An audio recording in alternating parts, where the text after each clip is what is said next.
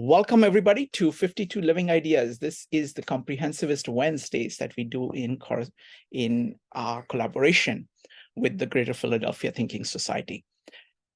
We are going through CJ's book. We're going through CJ's essays. We are going through CJ's videos. And today the topic is the great human traditions of inquiry and action. So the format today is I'm going to invite people to talk about this essay and what they have gotten from it for 2 minutes each. So this is just the opening salvo. So keep your comments brief, keep them concise. Then, believe it or not, we have got 3 presentations. We've got a presentation by Maritza, then a presentation by Jeannie, and a presentation by me. The presentation by Maritza is basically taking 3 very different approaches and comparing them, but I'm going to keep that as a suspense. Jeannie has a presentation of how indigenous people do something. So again, I'm going to keep that as a suspense. So that's the second presentation. And the third presentation is going to be by me. And that's going to be that CJ challenged us to come up with our own approach to comprehensivism. He gave several ideas in this essay and then invited us to approach comprehensivism in our own way. And that was 3.5 years ago when he did this essay. What have we done? I want to give you a report on that. And what have I learned personally from that? So that's on the menu. So that's why we want to keep the initial part short. And then after the presentations, we will have a detailed discussion. All right, so that's the format. And folks who are new here, we have a very simple rule. We have 4 rules that have worked really well. We've done 1,500 meetups with these 4 rules. Whenever you want to speak, type an exclamation mark in chat or raise your hand in Zoom. Okay. Number 2, keep on topic.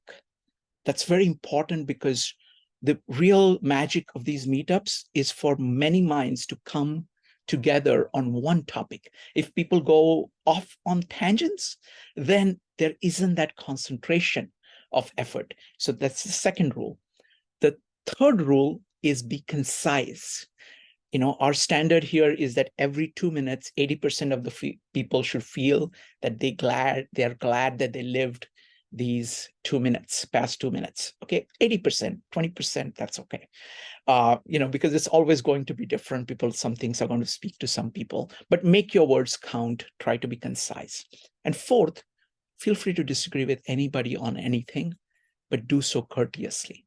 Okay, those are the 4 rules. All right, so with that, would love to hear what you folks thought about this essay. Again, keep it brief, maximum 2 minutes, because we'll have plenty of opportunity to talk further after the presentations. That's where the main discussion is. What did you think of this essay? If you have read it for the first time, you can talk about it. If you have, if you were there for the first time the essay was done, if you've come in the middle and seen the series that CJ did, anything. So would love to hear your thoughts. And let's keep it to about 2 minutes each. Give me just a second here. All right, we're going to start with Joe. Joe, go ahead.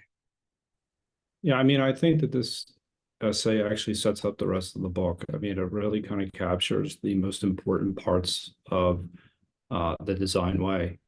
So the idea of inquiry and action being the fundamental principle of everything that we are actually engaged with. So if you want to go back to some of the things that Harold has talked about, he talks about inquiry being like the design mind, how we perceive things, how we see patterns in the world, and how we come up with our ideas.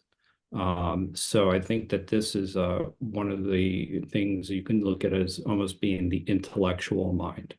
And you need the intellectual mind to conceptualize new ideas, what you're going to do.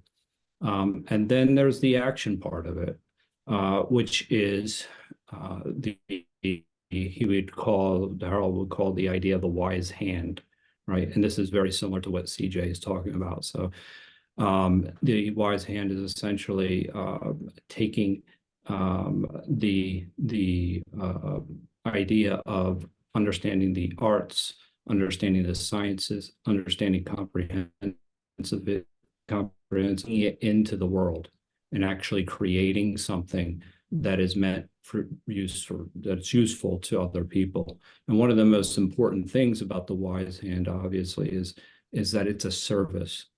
That's one of the most important parts of the whole book, is that it's about providing a service to others. And this is kind of the idea of creating a third culture, what Harold will call, but this is the same thing CJ was saying. And this third culture was essentially combining these two methods where we have separated them in the past. We very much think of things intellectually, but we don't necessarily think about how they are actually brought into reality. So he, broke down from things into, 3 categories. I'm probably coming up right around my 2 minutes. So, but the 3 main categories that he had spoken about was the tradition of ideas, real culture, and the social structures, and that was his framework for actually starting to put these things to understand these things. And underneath the ideas of the tradition of ideas, there's literally like 18 different categories listed, but they're very important. The idea of the spirit, the myth, the Renaissance humanism, the liberal arts, the mathematics, and he has everything under there, including synergetics. And then there's the material structures, which is, basically understanding the social and economic aspect of what has been.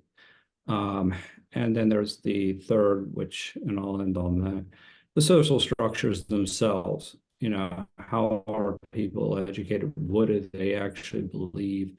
The belief systems that they actually have, what is already in place, and trying to understand all these things and bring them together, and to understand when you're designing something, not to look at things from a very let's just say narrow perspective, to incorporate all of these things. And we'll go over the idea of comprehensivity from here, and curiosities for this.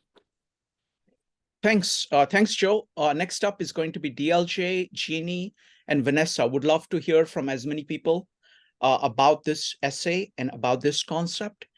DLJ, go ahead. Yes, thanks. You can hear me okay? Yes. Yep, good. Yeah, Joe's pretty much just said it.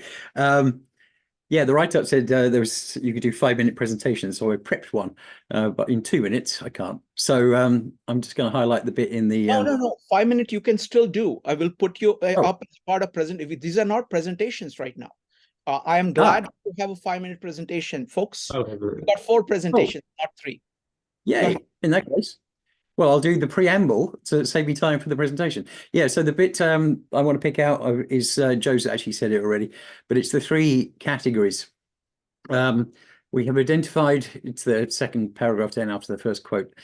We have now identified 3 macro comprehensive categories of traditions of inquiry and action that the comprehensivist should strive to survey and assay.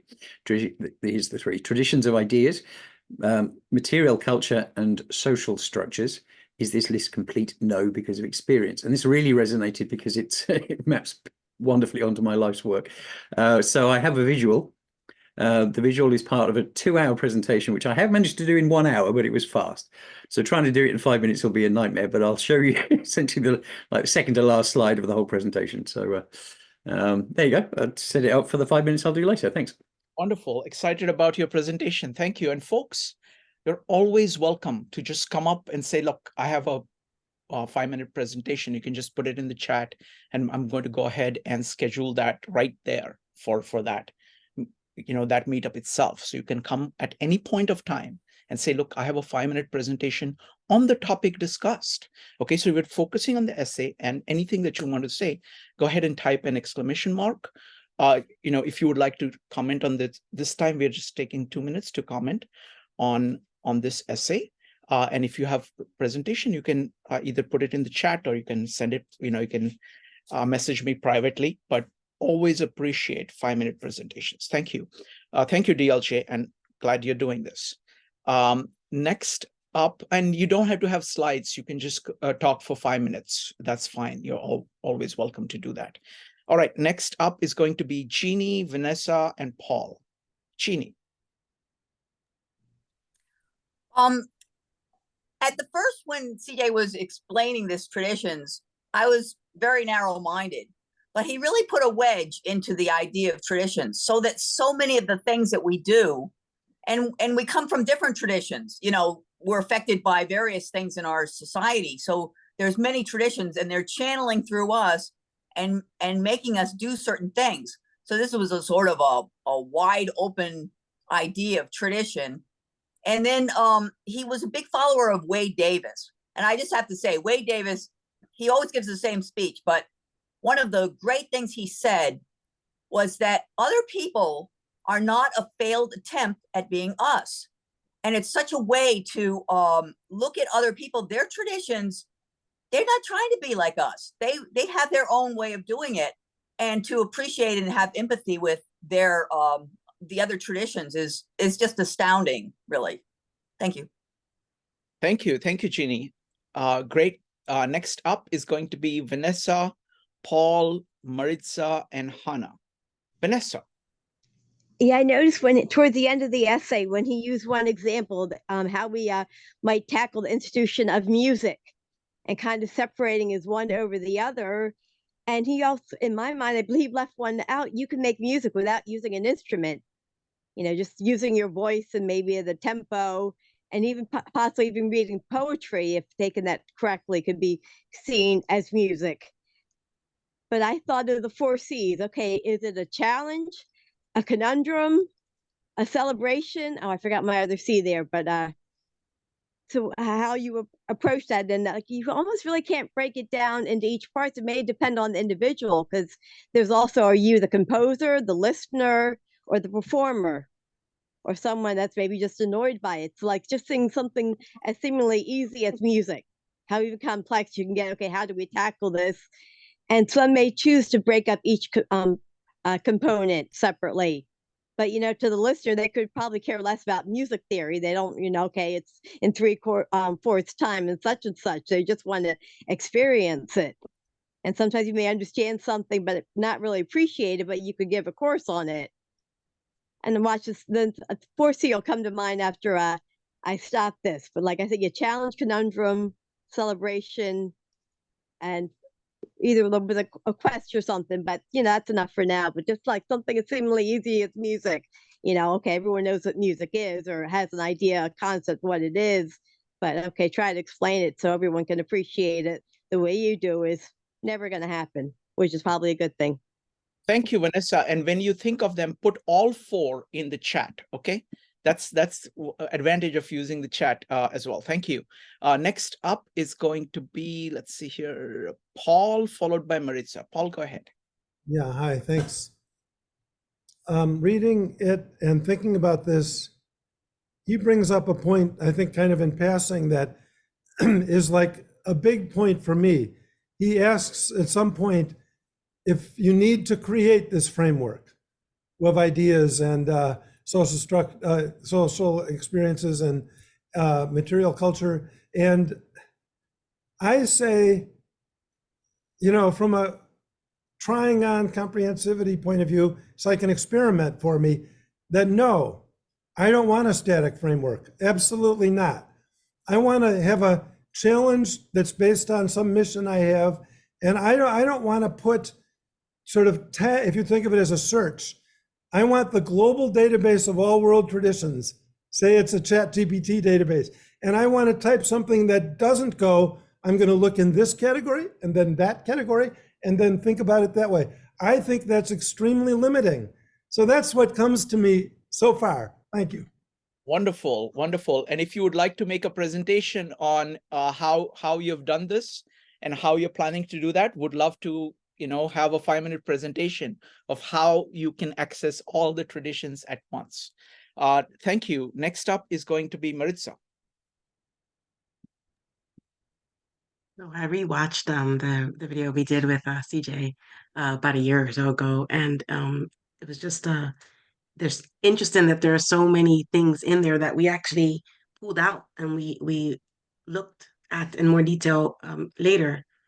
Something that stands out to me the most is he mentioned toolkit, and we went on later to talk about the value of comprehensivity being that you develop and you build a stronger toolkit, and the idea being that as a specialist, you have a very highly tuned toolkit, but it's limited in what it can do, and the benefit of going out and exploring a variety of things deeply is that it gives you a toolkit that you otherwise would not have had you stayed within just the one lane.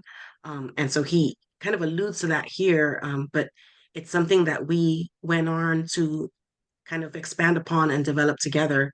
And I think that is just a beautiful concept and thing that stands out to me from this specific essay. It's kind of one of the things that I think we collectively, as a group here, all of us took, and we've been marching towards expanding our toolkit.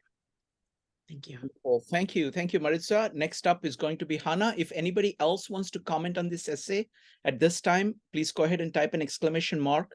You will have plenty of opportunity after the presentations to make comments, so you can do that too if you want. Hannah, go ahead.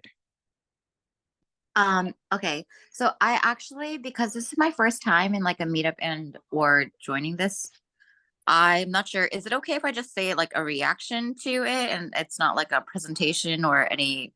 Sure. anything like Just, that? Okay. as long as it is less than 2 minutes, you can say anything you want. Go Yes. ahead. No, I mean, it's very brief, but one thing that I reflected on a lot after reading is, I mean, the inquiry aspect I've never had an issue with, and I think I pondered on the action aspect because execution is an area where I could improve on. I think the action portion, and I know that there were kind of bullet points. I think it's like the 4 that they gave. But no, I think I already live that way, and I would like to think I act in a way that I am thinking in a grand scale, because but my issue is that I've always been such a big picture person, and like comprehensivism is pretty new to me, even though I've always been really interested in other arenas of philosophy and whatnot. And the action part, I would really like to focus on in attending the meetups. And also, can I ask, the fundamental role of story in our lives, is that a different chapter, or is that a part of this chapter? Okay, so let me go ahead and answer that. So CJ, for him, this was the introduction that got the series started. And after that, he did a whole bunch of explorations in different topics. And those are all there. There is not only the essays, but there are also the videos. So you can see him present, you can see the discussions on it. So anything that you are interested in, there is already tremendous amount of resource material that is already available. So I would suggest just go to the table of contents, look through everything, anything that looks interesting, click on it, read it, watch the video, and it's wonderful to have. Go ahead. The link that's included for this event, is that only Humanity's Great Traditions and Inquiry of Action, or is it everything under the table of contents? Everything under the table. Okay, good. Okay, because for this, no, sorry, my mistake. For this meetup, we're just discussing Humanity's Great Traditions. Okay. We're going to do 26 meetups like this. Okay. For the entire of 2024. I read everything already. Okay. Okay, I am delighted. Noted. We have not only read, Hannah, you're in good company, because we have not only read it, but we have also gone through the meetups, Okay. for it, 2 hours each. Plus, we are planning presentations based on this, which is what you're going to experience very soon. Okay. All right. Thank you. Thank you, Hannah. Thank you. And welcome. Glad to have you here. All right. So now let's go to Maritza and we'll start with the presentation. So we're going to go to Maritza first, then Jeannie, then DLJ, and then Shrikant. Okay. So we're going to just have presentations. And then after all the presentations are done, we are going to discuss all of them together. So please use this advanced device or pen and paper. It's the most amazing thing because you can think about things and you can put them down and your mind can thinking about other things and you can keep that remains there and you can organize them and you can, because you're not going to have too much time for to talk because there are going to be so many things in your mind. So you can prioritize them and you can just focus. You can bring up the top things that you have to say. Joe also wants to do the presentation. So we'll put Joe in after, between Jeannie and DLJ. So it's going to be Maritza and then Maritza, Jeannie, Joe, DLJ, and Shrikant. All right, Maritza, take it away. Right. So several of you mentioned, that you were intrigued by the action portion of inquiry and action. So I kind of piggybacked off of that. And what I did was I gave a top level definition of, we're looking at the scientific method, the philosophical inquiry, and artistic exploration. And I just gave quick definitions of them because what I actually want to do is I'm going to compare the concept of infinity with these three methods.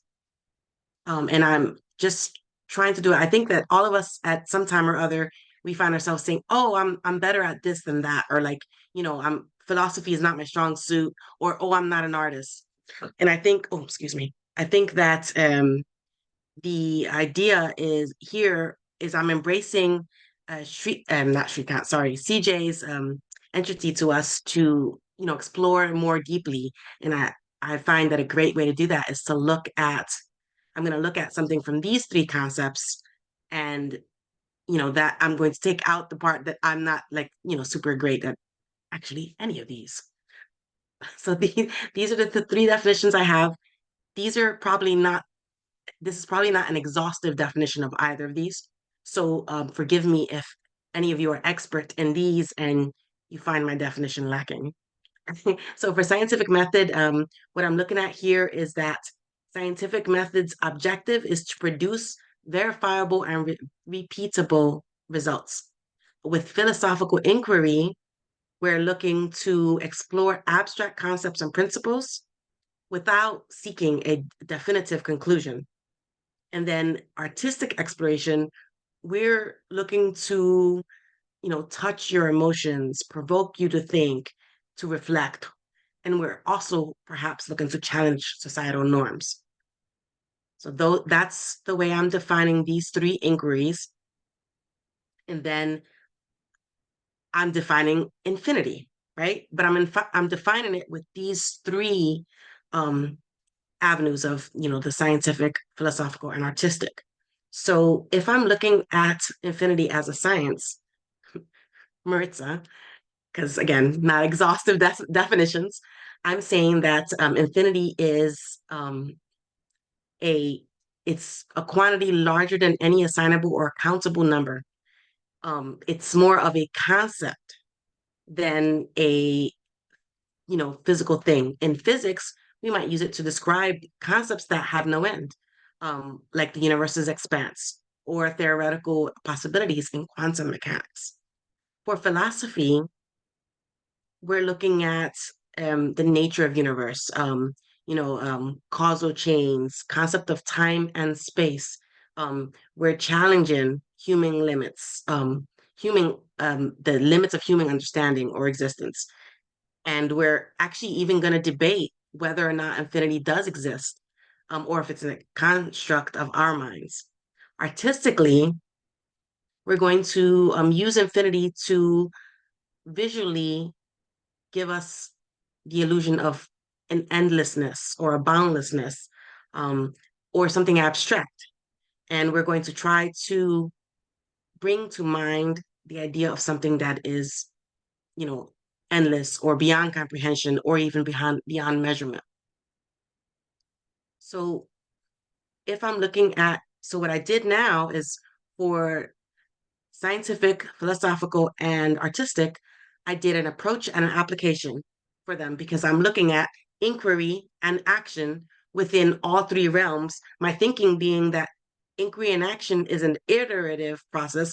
So if I'm exploring infinity, and this is high level, what I'm doing is I'm looking at what's the approach to take with this method, and then how would I apply it? So for the science approach, we're looking at using infinity as a tool for our theories, for our equations. Applied, we will actually create the theoretical modules, or we'll create, the hypotheses that we use to project so many different things. Infinity is also critical in, it's mathematics, physics, cosmology. In calculus, infinity is used to describe limits and behaviors of functions. And so the scientific disciplines have developed sophisticated models to deal with this concept of infinity. So philosophers are going to approach infinity, more abstractly. They're looking at exploring like really deep questions about existence, about knowledge, about universe. And they're going to look to spark debates and discussions, and they're going to challenge what we think we understand. And they're questioning whether or not we understand the concept of infinity itself. Like, is it reality? Is it just a tool? And as it's applied, they use infinity to discuss whether or not the universe itself is finite or infinite. It's central in debates about, that regress and causal chains, and they will question whether it's necessary to have a first cause or whether there can be an endless chain of causes and effects. So this application here lets us explore, perceived or potential paradoxes, and they kind of spur us to challenge our thinking and our understanding of a vast variety of things in our lives, such as time, space, and motion. The artist is using this as a symbol, right? Endlessness, eternity, vastness of time, space.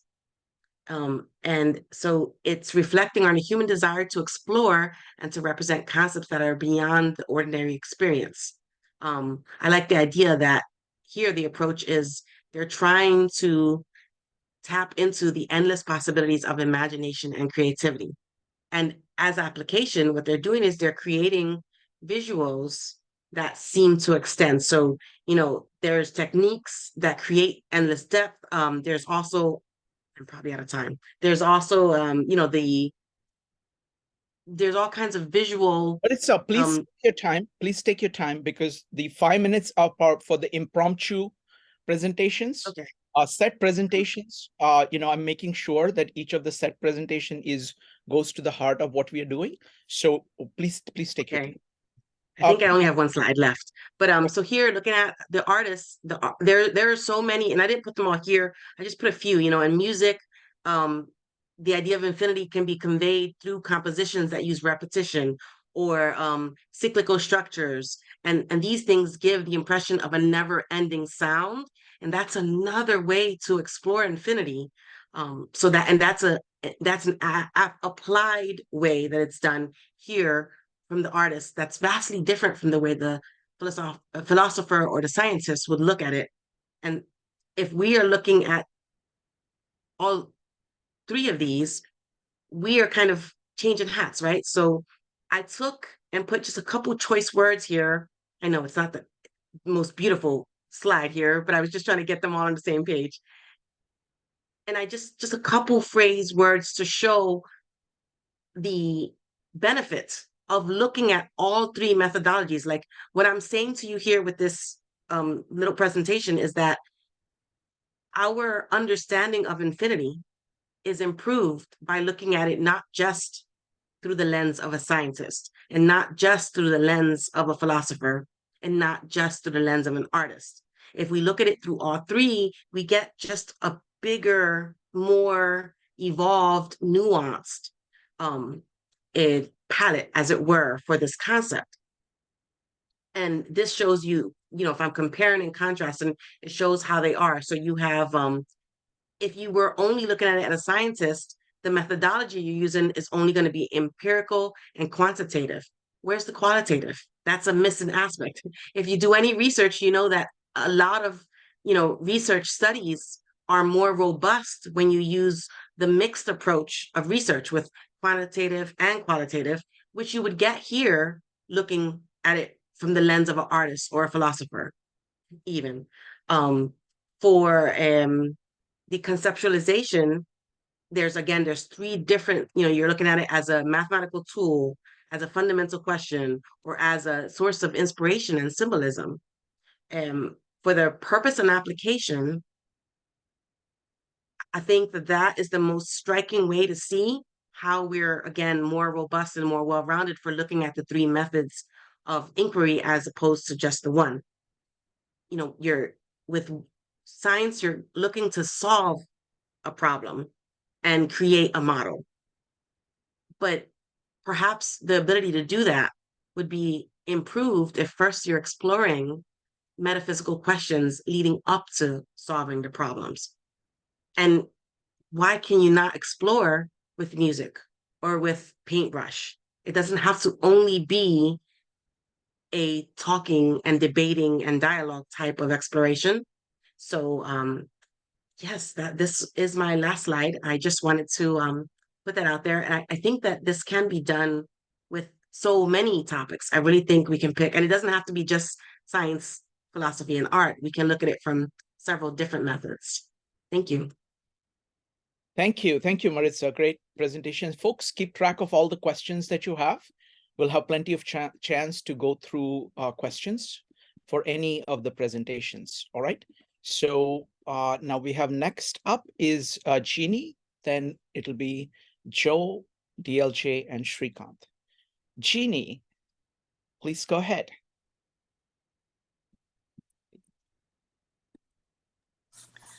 That was really exciting, Maritza, about the different approaches. So I'm going to keep that in mind. I wanted to do a little exploration into the social structure part and look at the Na, also called the Masuo. They live in the western kind of Himalayan part of China near a big lake, Lugu Lake. And they're a matrilineal and matrilocal society where the woman is the family line. They live in fairly large extended families with the sons and daughters all remaining through their whole life with their mothers.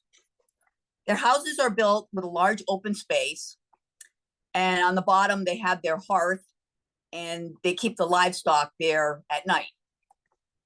The top is in a big square with all the bedrooms in a big square around the courtyard, and all the doors face outward. So the women don't marry, but rather they accept a man to come stay the night until she or he decides otherwise at her discretion. The children stay with the mother, and the uncles take a hand in taking care of the children. Sometimes the father knows who his child is or takes an interest, but his relationship with his own child is very limited to maybe giving gifts, things like that. Rather, he helps raise his sister's children. So there's no divorce. The women do most of the work, but the men have special responsibilities with the livestock and fishing and certain religious roles and with dealing outside the home. So they are basically Buddhist, but they have a few differences, which are they have a mother goddess and also ancestor worship that they've added in. And there's no word for jealousy. The children are well taken care of, and if there's a shortage in one family, a gender imbalance or infertility, adoption is often used to keep the family going. Now, a Chinese anthropologist named Kai Hua, hope I got that right, went and lived with them in the 90s and wrote a book, very straightforward accounting of the culture, without any judgment, or without much judgment and very little analysis. It was just straight anthropological work. And CJ and I read this book, A Society Without Fathers or Husbands. And he had written it, but it took a while to get translated into English. So we read it several years ago. And he didn't want to do a meetup on it. But he said, there's a handful of matrilineal societies, but not perhaps matriarchal. So I went back to this idea thinking I'm going to illustrate that not everything that can be tried has been tried. And so there's many missing traditions.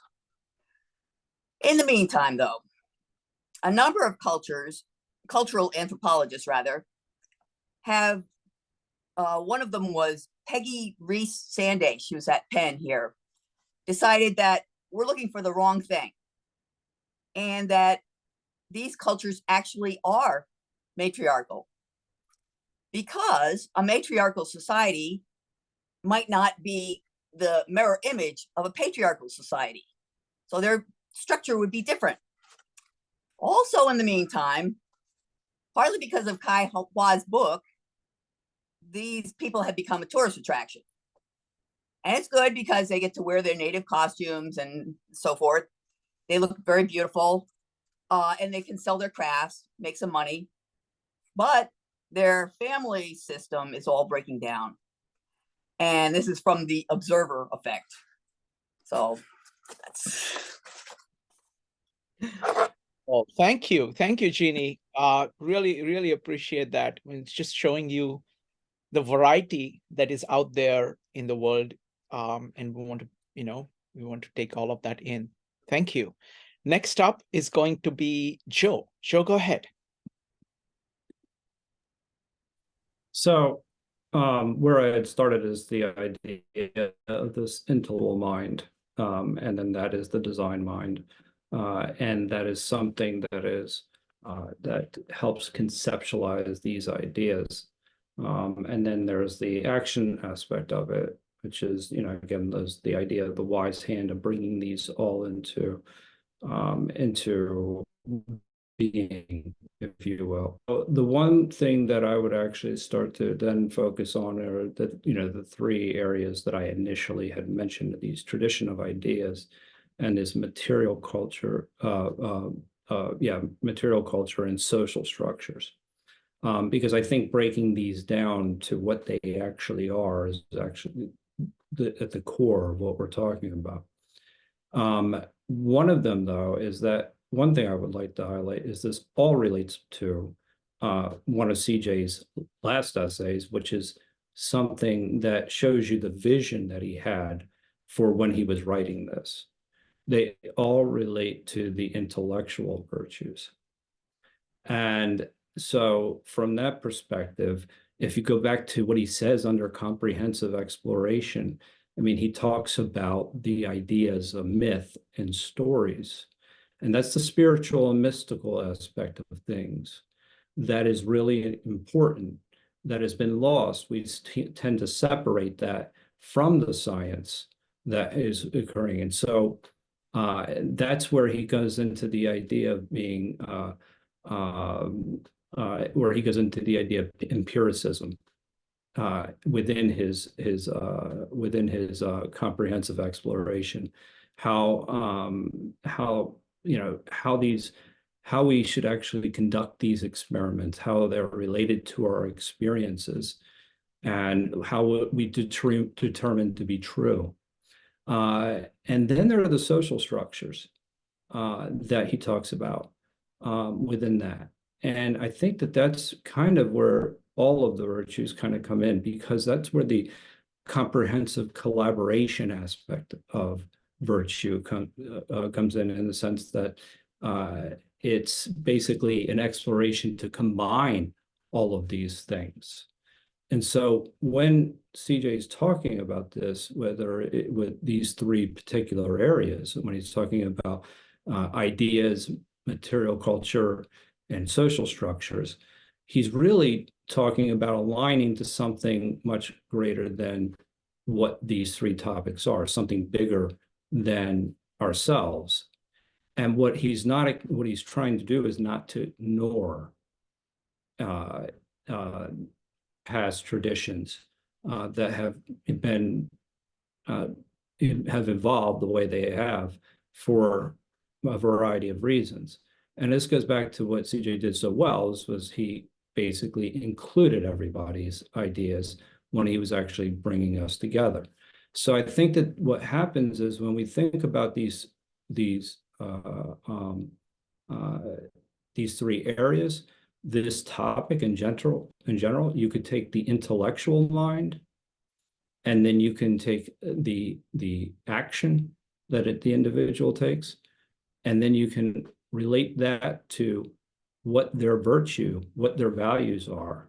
And then from there, you can kind of see exactly where the tradition of ideas is so important. And the material culture factors into how the materials actually impact a culture. And then the social structures that sit with underneath them. One of the most important things is education. And I think that that's something that is really important to highlight when we're talking about this, because we all learn in different ways. And CJ was looking to integrate all of that. So the point being with this essay is that it sits at the base of something much greater down the line that CJ had seen. And that was the intellectual virtues. But this is it. This is where it's the intellect, the action, these pillars, and then there was all aligned to virtue. And that's how he didn't necessarily disconnect the moral from the intellectual. Wonderful, Joe. That was great. Excellent. Thank you. Next, we're going to have DLJ. Folks, go ahead and keep taking notes. I'm going to make DLJ the co-host so he can share this one slide. Give me just a second here. All right, DLJ, you're on. Yay.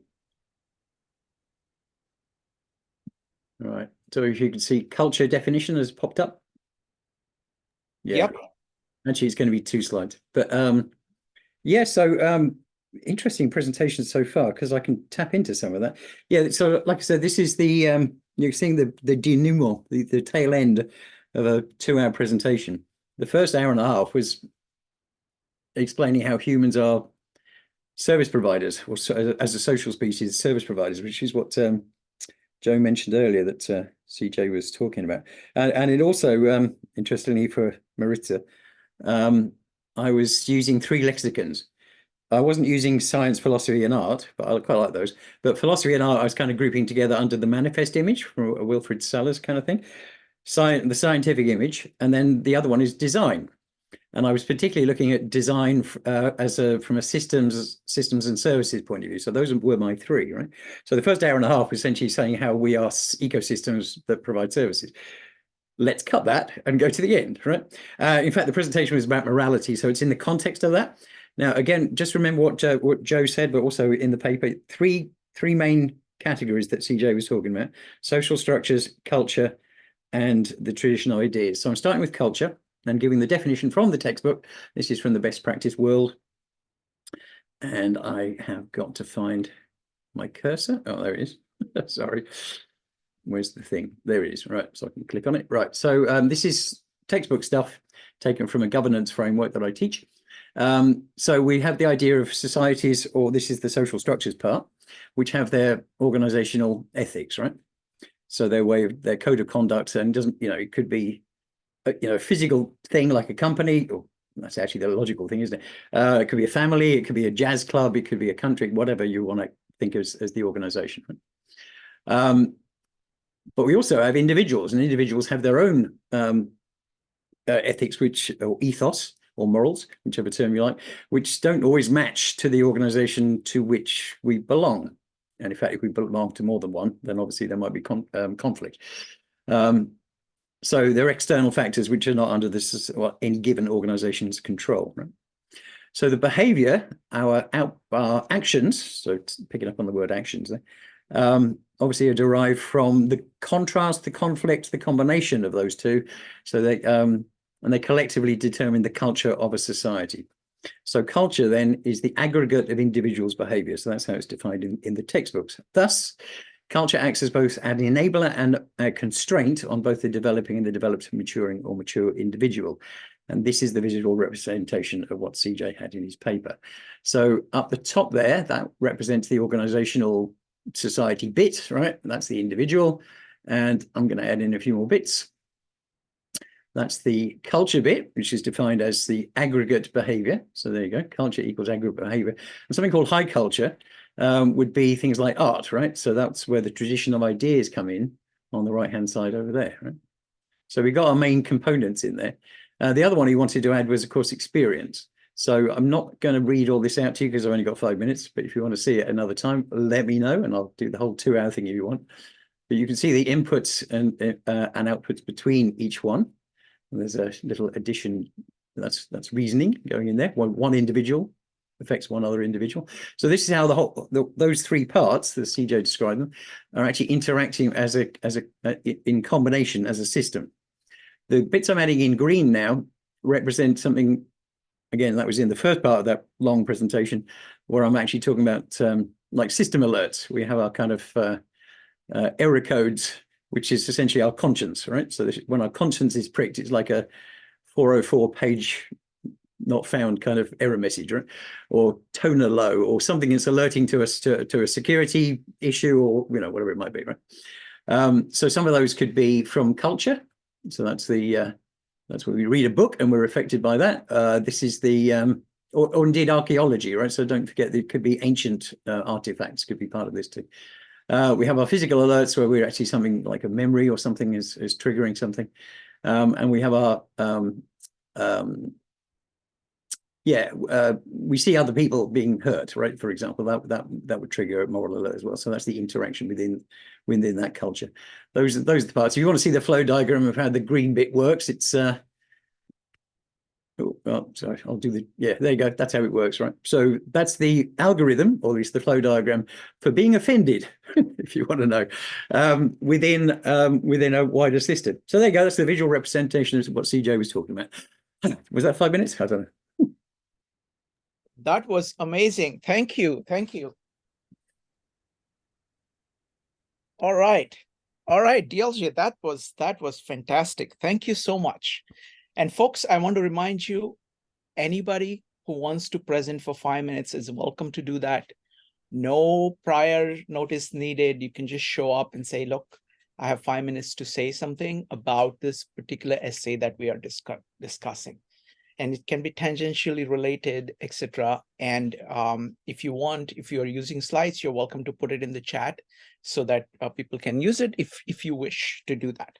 All right, so I've got a pretty ambitious presentation because what I'm trying to do is actually give you a progress report from my side based on what CJ kind of challenged us to do. CJ was never about the past. He was always about the future. He was saying this idea, and he never looked at any of his work as finished work. He said, this is a starting point for you. And that's exactly what this work is. So how did we answer CJ's call 3.5 years ago? Okay, this article was written 3.5 years ago. What have we done? Okay, because if we don't do anything, it's nothing. Okay, and So I want to tell you what I think we have done at 52 Living Ideas. So this presentation is going to be about that. And I'm going to draw it because that's the only way I can think about it. It's going to be quite a long presentation, unfortunately, because I think we have done a lot and I want to do justice to that. And at the end, I'm going to talk about, so what does it mean for the future? Just like CJ did, we have to evaluate where we are and see, okay, what are the future directions? Okay, now, one thing I want to remind you that now we are responding to CJ's essay 3.5 years ago. CJ himself responded to his essay by doing 25 more meetups and essays. So you can see his own answer, but each of us is different. So each of us will answer this call in a different way. So I'm just going to tell you about what I chose to do. And this is something that all of us participated in. So what we ended up doing was, I asked myself, okay, what large tradition I have missed completely? I'd studied philosophy. I've tried to study, economics, business a little bit. I don't understand it too well. I've studied art quite a bit. I've studied science quite a bit. What is it that I was missing? Well, I was not religious at all. And I had not paid any attention to religion. But I'm a student of history, and I knew that religion was at the root of many things. So what did we do?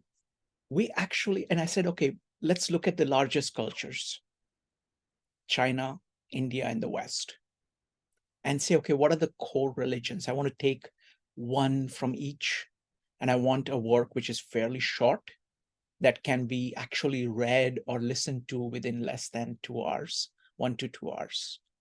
So we chose from China, Tao Te Ching, from India, Bhagavad Gita, and from the West, the Gospel of John from the New Testament. And it has been, just to give you a sense of the scale of this exploration of the great tradition, is we've done about 100 meetups each, give or take 20 for each of them. I think we've done only 75 meetups on the Tao, and we are about to do another 75. So I think we'll fix the fact that we have not focused enough on the Tao. But 100 each of these, and plus we've done maybe couple dozen, 20 to 40 meetups, analyzing patterns between these. Okay, so that's what we've done. So that's total of about, let's say, 300 meetups total. So that's about 600 hours each. Let's say about 20 people attending each meetup, which is a very, given, in COVID, we used to have a lot more larger, crowds. So that's about 12,000 hours. So this is a result of 12,000 hours, okay?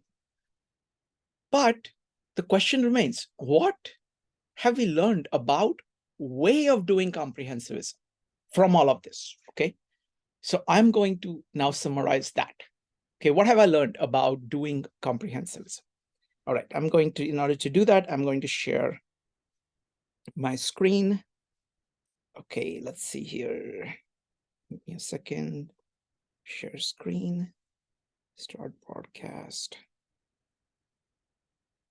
Okay, and I'm going to go here. All right. Okay, so what is this? What have I learned? Okay, and I'm going to draw it for you. I'm going to draw it for you. I'm going to draw it this way. Just a second.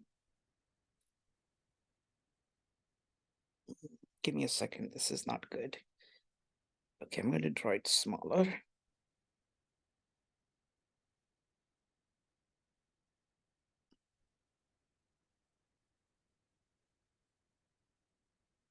All right.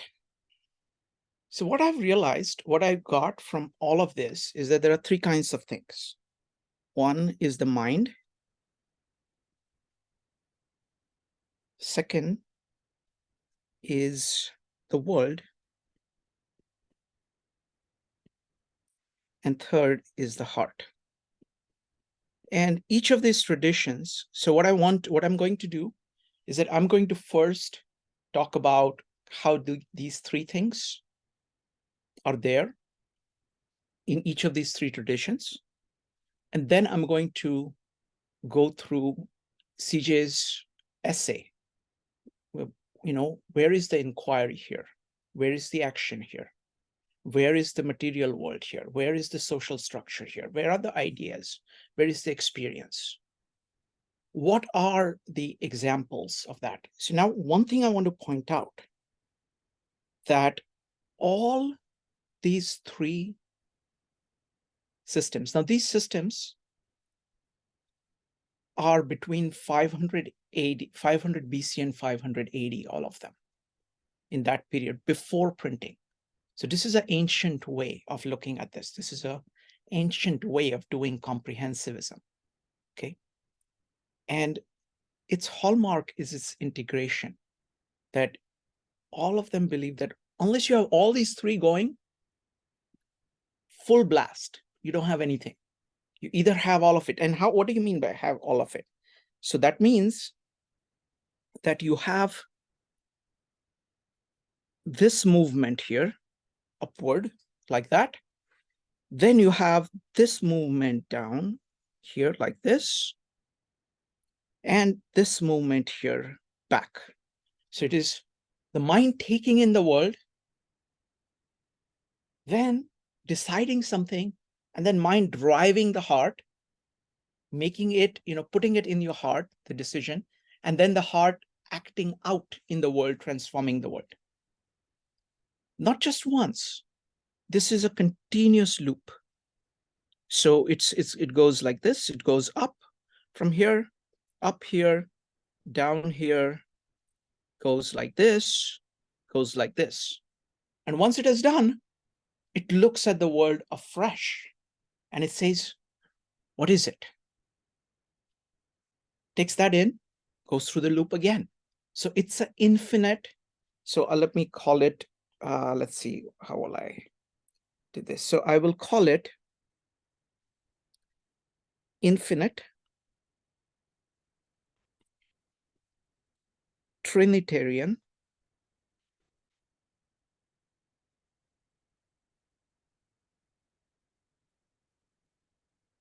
comprehensivist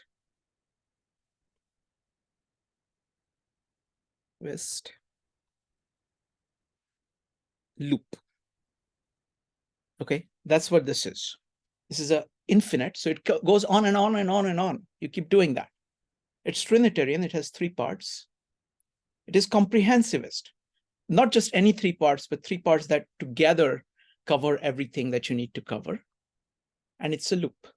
And it's one loop. What's one single loop? See, it starts from the world, goes to the mind, goes to the heart, back to the world, and on and on and on forever. Okay. Now, let's look at these three traditions first. Let's start with Tao Te Ching. I'm going to use different colors. So I'm going to use this one for Tao Te Ching. No, let me use green for Tao Te Ching. So this is the Tao. This is the De. And this is Jin. Okay. Second, let us take another color. I'm going to take a purple. This is Shiva.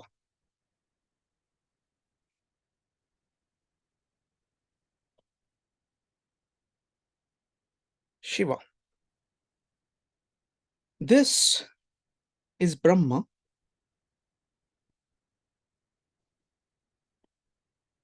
And this is Vishnu. I will describe all these three in detail. because they can be, but I want to keep these all on the screen so you can see the patterns between them. Next, I'm going to use red. This is logos. This is love. And this I'm going to call life. Okay. So let's look at the Tao. Now, one thing you will notice that,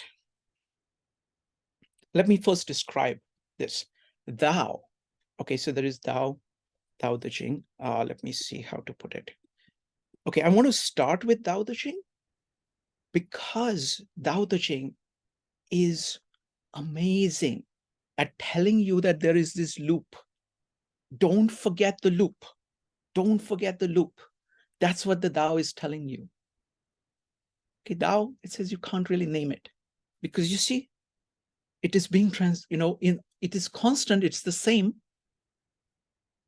Yet if you say that this is what it is and get fixated on something, you will not be conscious. Yesterday we had a meetup on Tao Te Ching, and Pidgey, who just showed up for the first time and who has translated, it was clearly a labor of love. He's translated Tao Te Ching on his own across many, many years of work, said, what is Tao? He says, Tao is consciousness. Okay, and I think it's very good. Saying it is the active consciousness.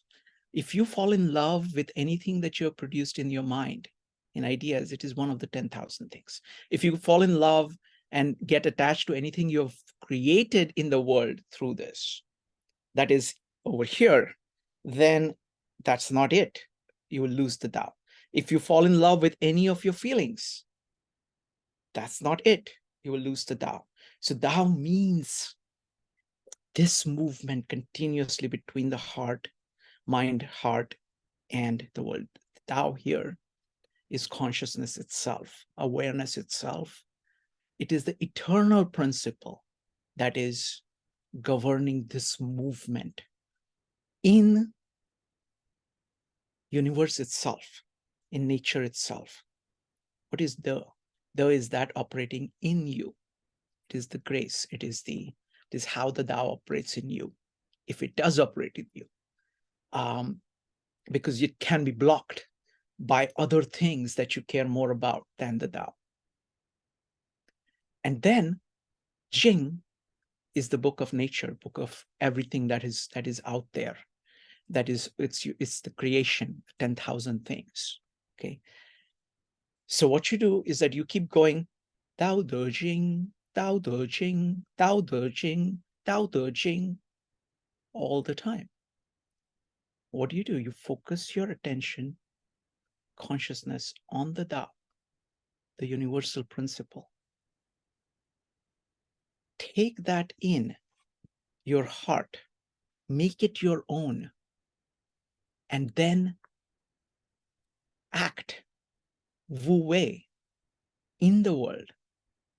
And then don't get attached either to the thought or to the emotion or to what you have created. Look at the entire world fresh. That is what it means to start the cycle of Tao Te Ching, Tao Te Ching, Tao Te Ching. So it's a cycle. All these three, they look at life, human mind, society, nature as cycles. So that is Tao Te Ching. Now we've got Vishnu, Shiva, and Brahma. Vishnu is the God who sustains the world.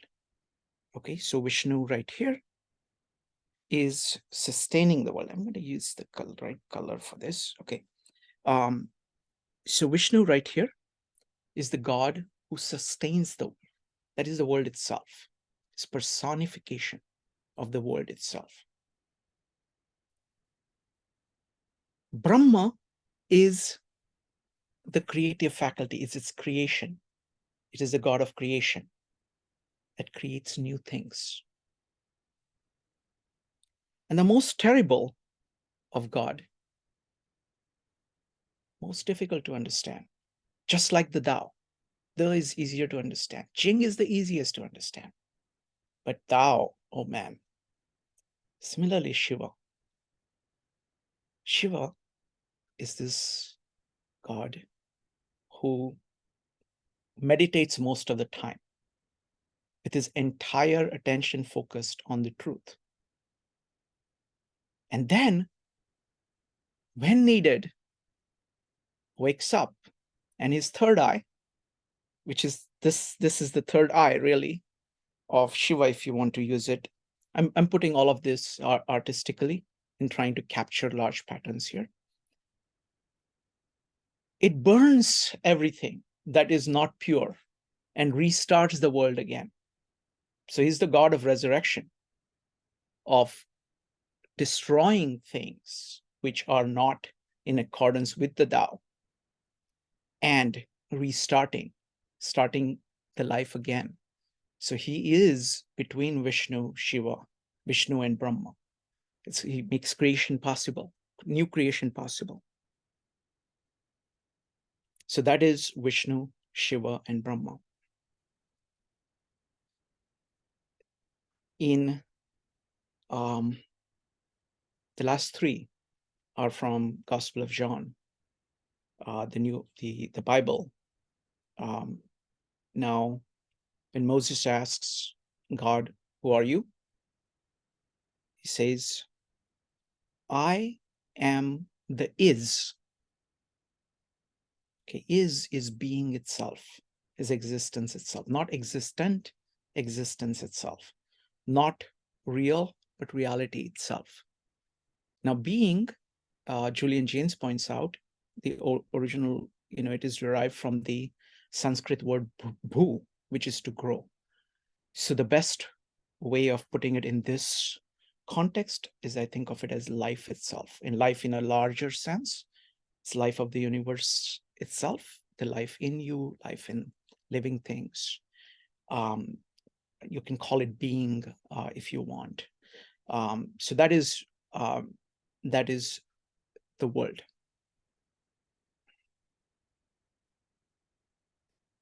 Logos, again, he's the most difficult. Logos is basically, in Greek, logos means the eternal principles underlying life, underlying being.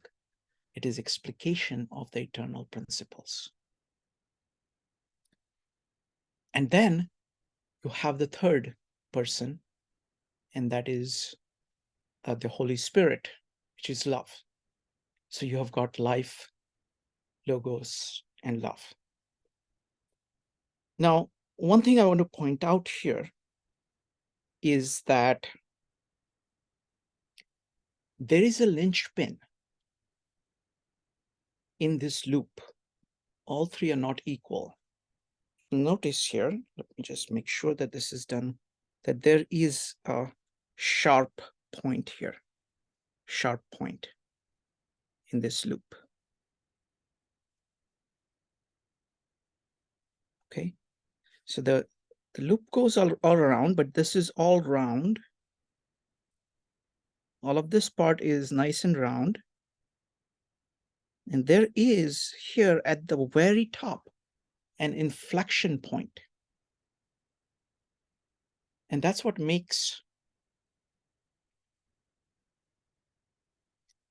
the middle part, the Tao, the Shiva, and Logos, the most powerful. Most powerful. Now, I don't know how to describe. Let me try to see if I can describe the thing. It's the mind that brings together the heart and the world. Heart by itself cannot do that. World by itself cannot do that. Mind brings it together. The Shiva needs to be destroying in order to make creation possible. The idea of logos is best understood here as the cross, where everything of the past is the old man. And if your consciousness of truth makes possible a new man, so you're recreating, you are having a renaissance, you're having a resurrection. So it is that the mind part. Mind actually is a very poor word for this. And because its modern connotations are actually very, very different from the Tao, Shiva, and Logos. Because it does have these, all three have this capacity of starting over, re-looking at everything and starting over. So the life itself or resurrection is captured in this idea. Let me try to describe it in another way. So I'm going to use green here. One of my favorite thinkers is Louis Sullivan. And in his autobiography of an idea, he makes a very interesting point. He says, he describes his nature. I've never seen anything like that. He says, life began to break in upon him.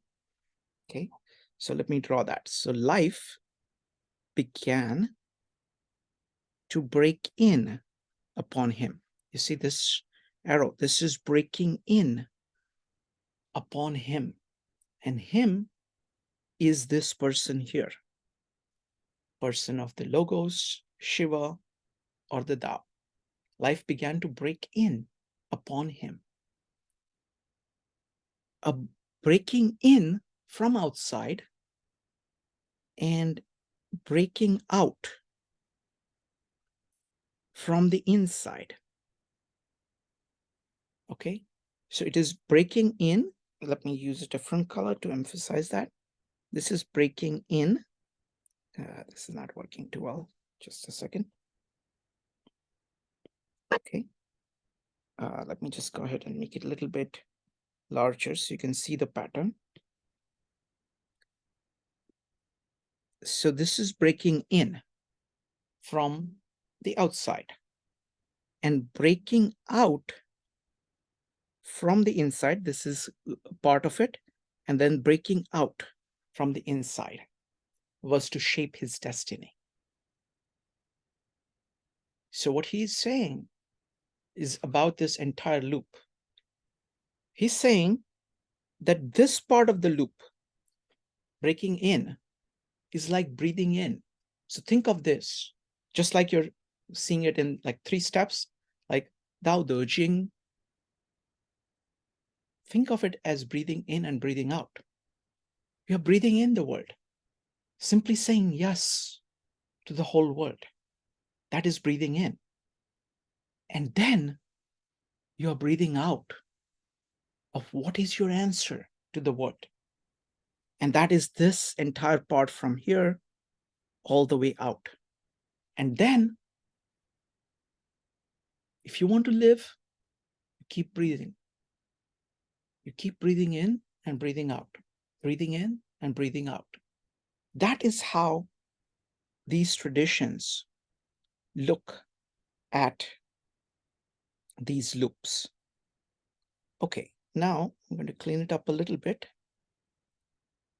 And let me now go relate it to the essay. Okay, so I'm going to use a different color. Let me see here. Okay, I'm going to use, I'll use red again here. Nope, I'm going to use a sky blue. Yeah, it's fine. I'll make it larger font so you can see now how this essay connects with this. So we're talking about the human traditions of inquiry. Inquiry is here. Okay, let me just put it on this side. It's too thick. So let me make it 4. Okay, slightly larger than the other ones. Okay, so inquiry is right here. Inquiry. Okay, inquiry and action. So now what we are going to do is that, now this is a system that I have come up. I understood that we've gotten this comprehensivist loop from these ancient traditions. Now I want to bring them, I want to integrate them with the essay and then integrate it with everything else we know. So there is inquiry and action. What is missing? There is this missing. Okay. Now the brilliance of CJ is that he kind of sensed that he was missing something.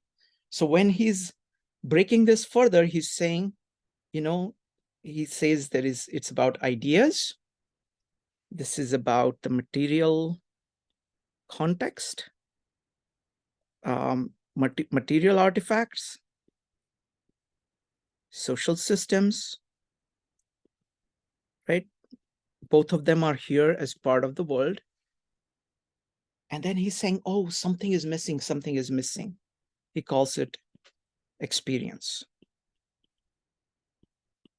Okay. Now let's see what, let's try to put what Maritza did in this diagram. So philosophy is right here. Philosophy is right here. And science is also right here. It's about knowledge, about knowing things. Two different traditions of inquiry. And then she added art here, okay?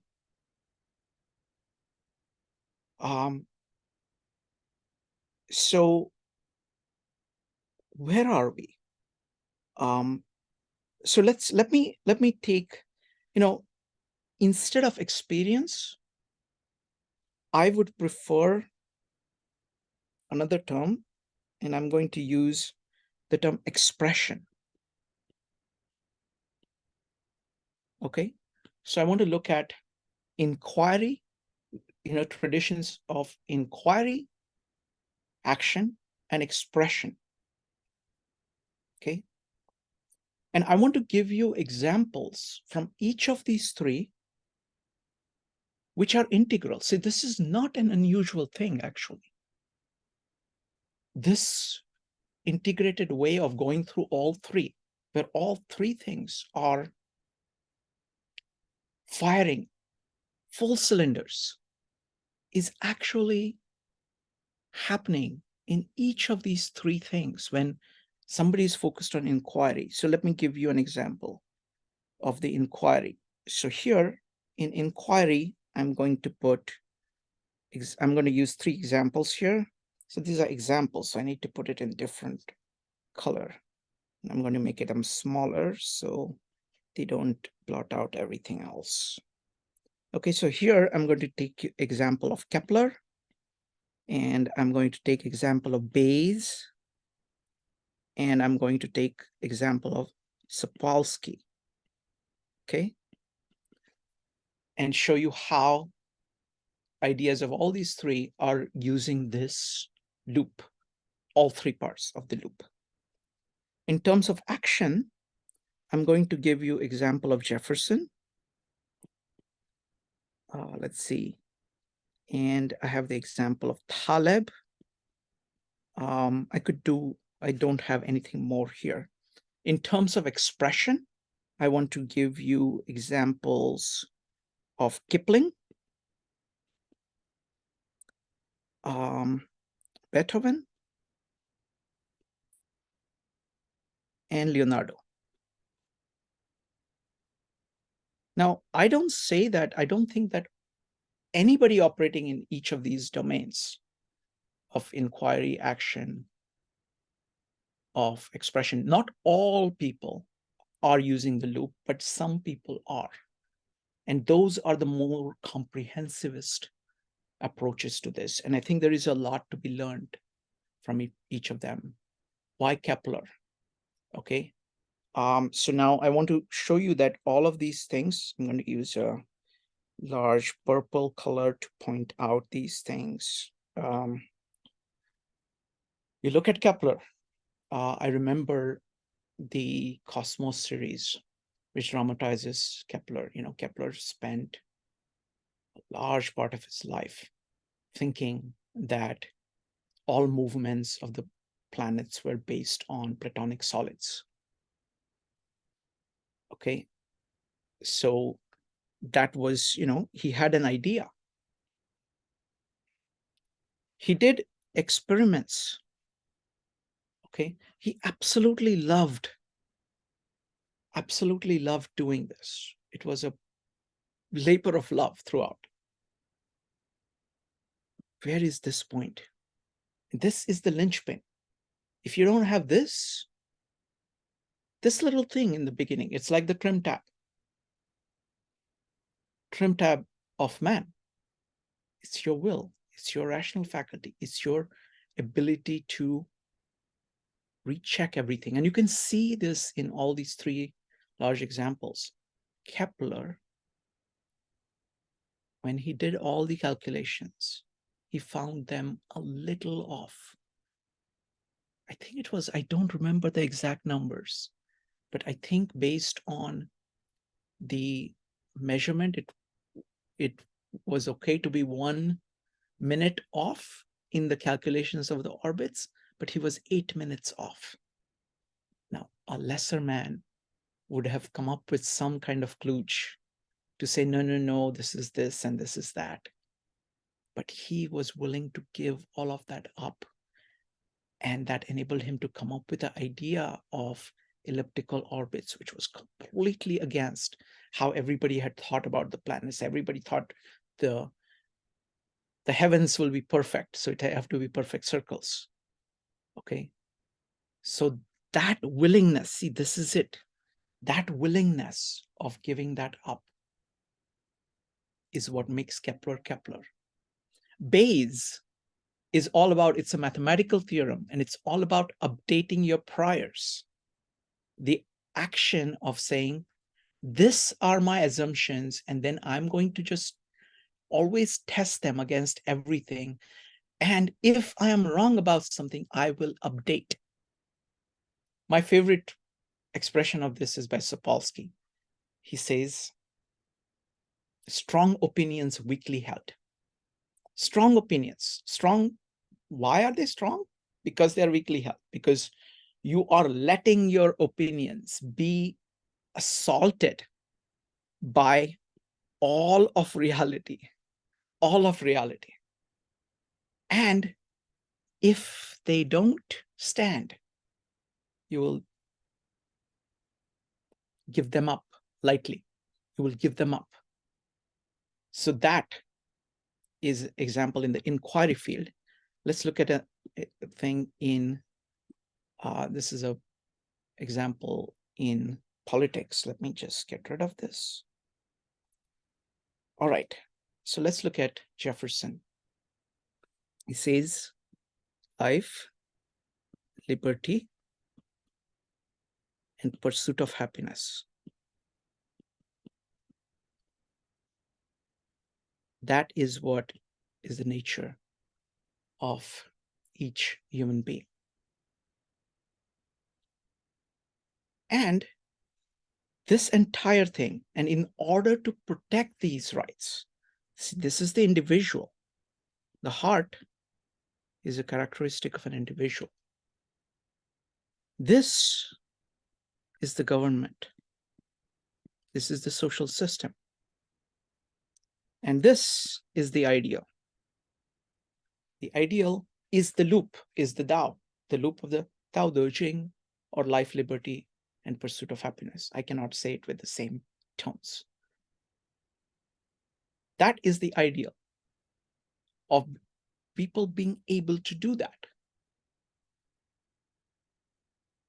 So that is a characteristic of an individual, and governments are instituted to protect those ideals.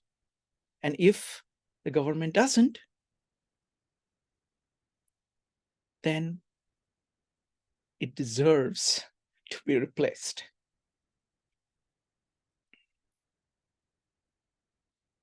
Let's look at Taleb. Taleb has this incredible criticism. He's a very cantankerous guy, but I think he's right on many things. And he's right on many things, not but he's right, but and he's right on many things. What he's saying is his idea of skin in the game. Skin in the game. Or more fundamentally, soul in the game. What he's saying is that you need to have soul in the game. If you have ideas here and you're just batting around ideas, they're not there in your heart. And you're not affected in your action, in your livelihood, in your life by them. That is how most people are dealing with ideas today. That is not skin in the game. More importantly, that's not soul in the game. So this is, bringing, he too is bringing together all of these. He's saying, if you're just pursuing, actually, let me show it to you this way. That's the best way of showing it. Actually, this is not sufficient. Actually, what else is there here is that actual field of existence is like this. That this loop exists, but there are other things that exist. What else exists? There can be something here. There can be something here. There can be something here. There can be something here. There are things which are just focused on minds. These are actually products produced here, which lose the connection with the entire loop, which says no to the entire loop and say, hey, I have got the idea. I have got, or, classic thing you can see here, these are the fruits, which are now separated from the thing that is generating the fruit, separated from the vine. And then you're losing the connection with the thing. Same thing, you can have feelings and say, oh, that's just how I feel. But you're not checking it against the mind, against reality. So this is kind of the fuller part, that there is a larger circle where you can be doing this. So the point here is that value is created by going again and again on this loop. I'm going to give you a couple of examples in the art world, in the expression world. Kipling, poem If, Beethoven's Fifth Symphony, and Leonardo's paintings. I'll pick the Virgin on the Rocks. They have all these. Not all art has these elements, but all these three have it. You can see, Kipling, if you're ready to, I don't remember the line, but if you're ready to take all your winnings and stake it, you take everything in the world. Just a second, wrong color. You take everything that you have and you're willing to do this and restart over. It's a restart. And not breathe a word about your loss. I mean, that is the idea. That is this part. He's pointing to this. The ideal which is presented in If is your ability to do this. Beethoven's Fifth. Ba ba ba bum. That is basically a hymn to this. It is saying, develops the theme in the first symphony, first movement. In second movement, you go through the doldrums. You deal with all the negative things, all the doubts, everything. Third movement, you start to climb up and fail again and again.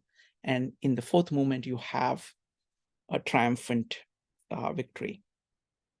I've done a meetup on Leonardo. Of course, I did not talk about this, so I'll do a separate meetup on Leonardo on this. So it applies. I mean, I've deliberately not gone into details about these three, which I will explain in a minute. Now let's look at CJ's work. Now, look at this diagram and look at what CJ has done. for the rest of the time. So CJ's strength is here. This is, it's just a second here. CJ's strength is right here. Okay. If you look at all the topics, those are here. His greatness is that he knew that he needed to build here. It's not there in the inquiry in action. He says that there's something here that I'm missing. And he goes ahead and does this massive project on Dante to fix that. And I'm sorry to say that 52 Living Ideas has also not focused on this, with one exception. Maritza has been doing collaborative poetry. So at some point, I'm going to want her to do, so I want to do one thing, looking, when I looked at this diagram myself, and I'm saying, this one, let me go ahead. So this one we have done a lot of, we have tried to do a lot of. This part in the world, I'm inviting you to talk to other people about it. That's how I am interacting. I'm applying everything I'm learning at my work, with my friends, with all human interaction that I have. So that's something that each of us have to do on our own. We can't do it in a meetup. Okay, and I strongly encourage you to do that, because that's actually what we are doing here in the collaborative thing. We are talking to other people. This is part of the world. You are part of the world for me. And that feedback that I'm getting, you see that this feedback that I'm getting is crucial to me. I couldn't do anything without it, because the loop would not be complete. But it's not just you. I'm doing that with anybody I meet.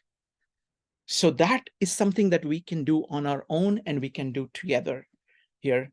But on this one, I think I have miserably failed, because I have not focused much on this, though it's something that I dearly love. Okay, so I'm committed to doing more meetups in this area of art. So starting with these 3 topics on If by Kipling, and showing how this operates in that with Beethoven and with Leonardo. And I'm going to invite, not right now, I'm going to invite Maritza to give an overview of what she has learned in collaborative poetry, because I think that's going to be very, very helpful to everybody. All right, so I'm sorry the presentation has gone on for way too long, but I had to do justice to everything that we together have done. And so that's, and just would love to hear any thoughts about any of the presentations and any comments. So go ahead and type an exclamation mark if you'd like to comment on anything.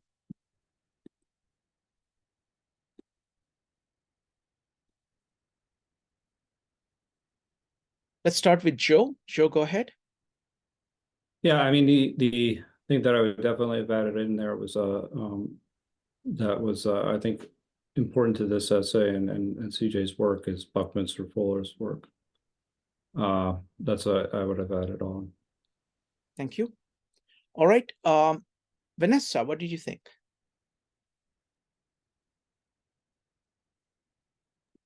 Sorry, using a cell phone has limited options. I was just thinking when you were having showing the fruit dropping off from the vine and the root, that can be separate, but it's also part of a different cycle of perspective.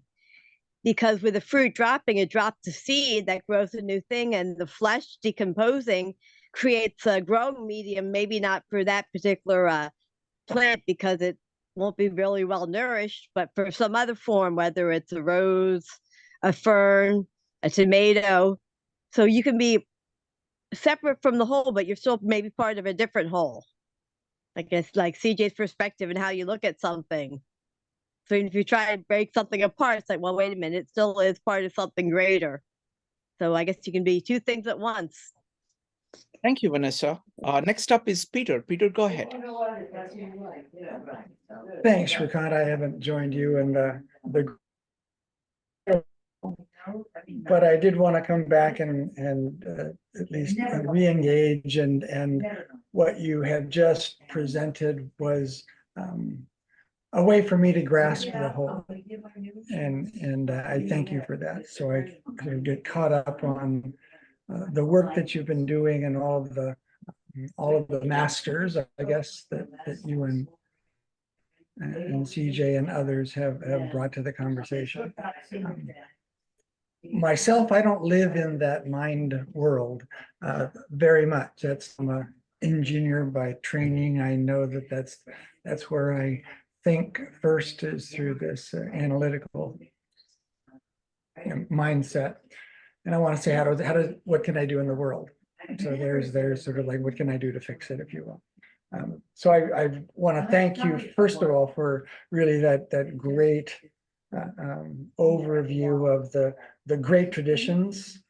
We studied them ourselves. I think there were 7 that I had one student do with relation to our work, and I just appreciated the depth of the different great religions. And you summarized them into 3. So thank you for that, and probably enough to say for now. And I will promise to read the essay beforehand rather than during the meetup. Wonderful. Thank you. Thank you, Peter. Great to have you here. Thank you. Next up is Jeannie, followed by Paul. Jeannie. Well, it was a wonderful presentation, Shrikant. I am a little frightened, should I say, of the inflection point. And I don't know exactly. When I drew it out myself trying to follow you, I made it smooth and round up there. And all of a sudden I noticed that wasn't a mistake, that you actually meant to have an inflection point there. But I don't know what it means, and this might not be the point, but maybe other people will want to think about it.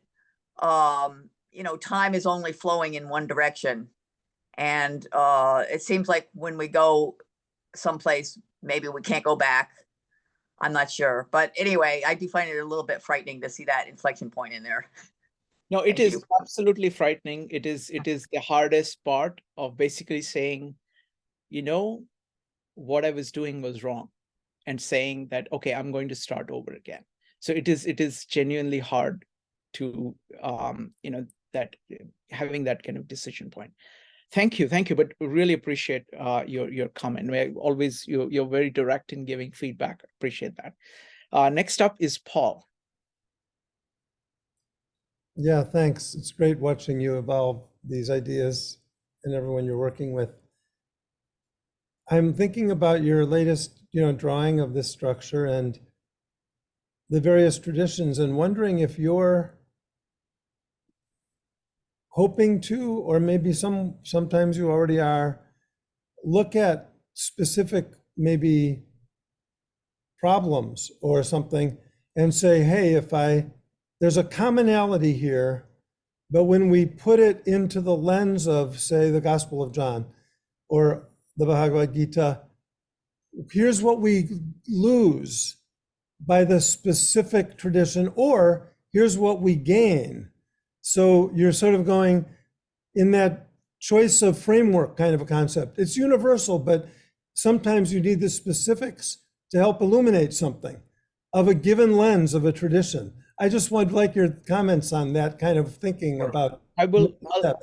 Absolutely. It's a great thought. Unfortunately, Paul, my ability to use any of these lenses is very poor. My understanding of Bible is very poor. My understanding of Gita is even worse. My understanding of Tao Te Ching is low. And the thing is that anytime I use any of these links, any of these lenses, the amount of insights I get are so incredible, though I know that my ability to use it is poor. So in terms of comparing positives and negatives, I am not at that stage at all. So I'm just glad that I'm able to use something that other people have done, which is of so much use to me. So that's where I am. Thank you, Paul. Anybody else? Any thoughts? Any thoughts on Maritza? Go ahead. I was hesitant to speak up because I'm still processing. And for me, it's the find it fascinating, the idea of the adding in the action aspect. I think that we've kind of been circling around that over the last year or so without actually identifying it. So it's really nice to see it there in black and white, well, color, as it were. Um, and it's, I see there also I see all the room for growth, which is even more exciting. Like as you keep putting things on the board, I'm saying, oh, we could probably add this thing too. And oh, maybe this, well, I didn't know about that. And the use of like, Jefferson, because you said you study history, that was kind of almost a shock to me to see it up there with like, I was like, why are you putting him there with the Tao Te Ching? But when you described it, it made sense and it added yet another layer. And that was the key moment that kind of brought to mind to me the idea that it's, as with everything we've been doing here on Comprehensivist Wednesdays, it's a living, shifting module that you're presenting to us. And probably the next time we see it, you're going to go in an entirely different direction. But the flow of it is going to remain recognizable. And I think that that's kind of what we're all learning here together, right? That's our models are going to get big and we're going to keep adding things and they're going to get ugly and then we're going to blow them up and make new ones, but there's going to be a recognizable flow that hopefully has a increasing integration. So that's exciting. Thank you. Maritza, I mean, that's great observations. And I think the primary use of having everything on one page is to be able to see exactly the kind of connections. Okay, oh, I should add something here. Oh, something is missing here. And there are these, because it's the question of dog that did not bark. And you see CJ doing that in the course of that essay itself. They say, okay, experience is missing. This is the entire category of things. And then he goes after Dante, of saying, okay, let me get that. And you have to have all of that in you in some respect. Don't have to be as good as other people, but you need to have that, you have an element of that in you. So thank you. And Maritza, this is a good time. Let me ask you a question and you can go ahead and think about it and you can come back and type an exclamation mark when you're ready. But the only person who has done a significant amount of work on the entire axis of that expression is you and your group on, collaborative poetry, because it is collaborative and it is poetry. So would love, take whatever time you want, but would love your thoughts on that, because I am seeing that as a very large expansion possibility here.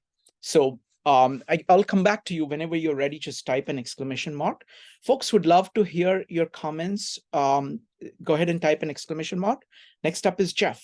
Jeff, what did you think? So thank you, Shrikant. It was wonderful as always. And thank you for noting those things with regard to the collaborative poetry. I was going to introduce what I was about to say with that, but you said it quite well. My question with regard to the presentations, DLJ spoke of this a little bit, gets to one question, which was why was CJ so taken with the idea of collaborating for comprehensivity?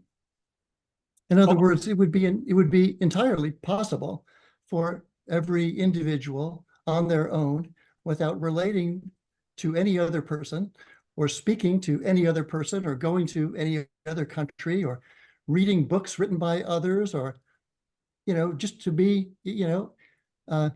we're all in this world alone, and I'm alone, and I'm thinking, and I'm creating, and I'm it. Which, to some extent is true. And in paradoxical fashion, we're also all in this world together. And I just want to read a couple things from CJ's writing here that I think are his answers to why collaborating was so important to him. So in CJ, Jeff, let me interrupt you for a second. I want you to read it, but I want other people who have known CJ to give their answers. And then how about you read CJ's answers? I think that would be a sure. I'd be happy to do. It's not a lot. It's just a few things where I think he explains it. You know what? But I want other people, because I think it's an intriguing question, isn't it's it? an intriguing question, and I don't want anybody to be biased by CJ's answer. Great. You will get to hear CJ's answer, but I Great. want you to give your answer. Why did CJ put so much emphasis on collaboration? Many of you have known, have known CJ really, really well, and you know how big it was for him. We talked last time about, how he just, I think it was Vanessa who talked about how he pulled everybody in to collaborating with him. And he actually went out of his way to understand a person, to figure out where that intersection might lie, what their passion would be, and where they could contribute. So would love to hear your answers. Let's go with Joe, followed by Katie. Joe. He understood the power of ideas and that he didn't necessarily hold all the answers. And by doing that and getting people to collaborate, he actually brought out the best in them, which then actually would serve everyone else. So that is where it comes in for collaboration. He also talks about this, is that how the individual finds themselves and becomes part of the community. So what he did it, the reason he did it was, very much in line with his values and virtues, which he's written about extensively. But I think the biggest thing is that CJ had was very much in line with the Tao, in the sense that he had a great deal of humility. Wonderful, thank you. Kay, I'm going to come to you. Let's have everybody answer this question. We'll read the quotation from CJ, and then we'll go to Kay. Next up is going to be Katie, Jeannie, and Maritza. Katie. Well, I guess I see it that doesn't have to be kind of like Jeff, though it doesn't have to be. I see it like a little bit like using the I might mess up a little bit on the details, but the four paths in Hinduism, it's kind of like whatever your natural starting point is, as long as you're going into the right place. Because and as Maritza was saying that too, like some people have a strength here or strength there. I think as long as your starting point is, and if that for you is reading a book in a quiet room, if that helps you before you come to community, or I can go the other way, where I get energized about ideas in a community that I then go privately read about on my own. But I think it's one of those, wherever you're starting in, that's your natural. I don't think there's a one path. Wonderful. Thank you. Thank you, Katie. I just want to respond to that, and then we'll go to the next. This is kind of part of, the threefold thing. So in India, in Gita, what Krishna is telling Arjun is that, look, there are all these paths which are leading to the same thing. If you focus on one of the paths, you will get something from the other path, because they are all connected together. So it's not that you will just go by one path. As you become bhakti, which is like devotion, your works, which is karma, will improve. As you do your karma, that is your work, your understanding of things, which is jnana, will also improve. So just move towards me, or move towards the truth in whatever way you can, because all of this are going to the same thing. Thank you. Next up is Jeannie, followed by Maritza and Vanessa. I hope I'm not stealing Jeff's answer, because I did know CJ pretty well. but I think he had a deep understanding of synergy, where the whole is bigger than the parts. The understanding that we all can put together is going to be bigger than the sum of all of us doing individual activities. Thank you. Wonderful. Thank you. Beautifully put. Next up is Maritza, followed by Vanessa. Well, she kind of stole my answer. Yeah, that's what I was thinking. And well, the way I was thinking it was 1 + 1 = 4, right? The idea of, we are stronger together, and we can be bigger collaboratively than we could ever be on our own. And I really think that, CJ believed that, and that was the whole purpose of why collaboratively. Thank you. Thank you, Maritza. Next up is Vanessa, and then we'll go back to Jeff. Well, I believe at some of CJ's meetings, he was excited and happy if he was like surprised or shocked by someone's response or answer.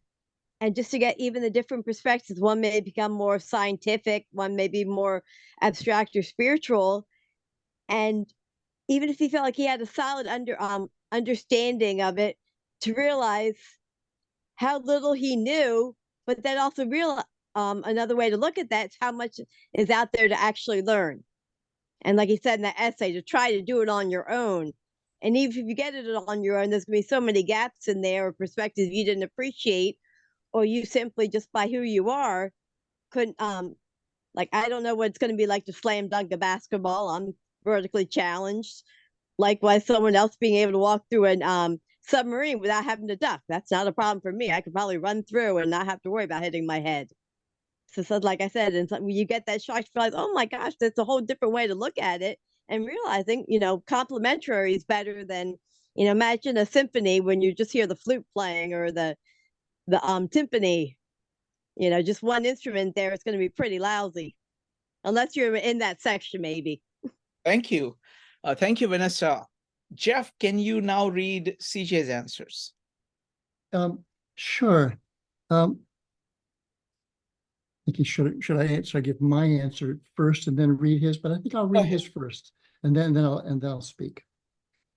So here's CJ.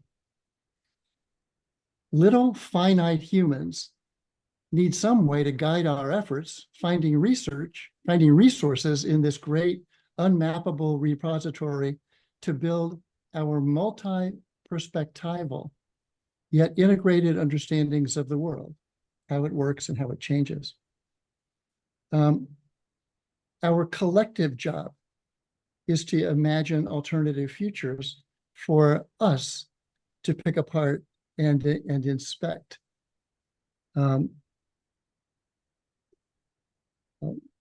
Scroll down here just to not take too much time. He goes to great lengths to quote Angela, is it Ugontala?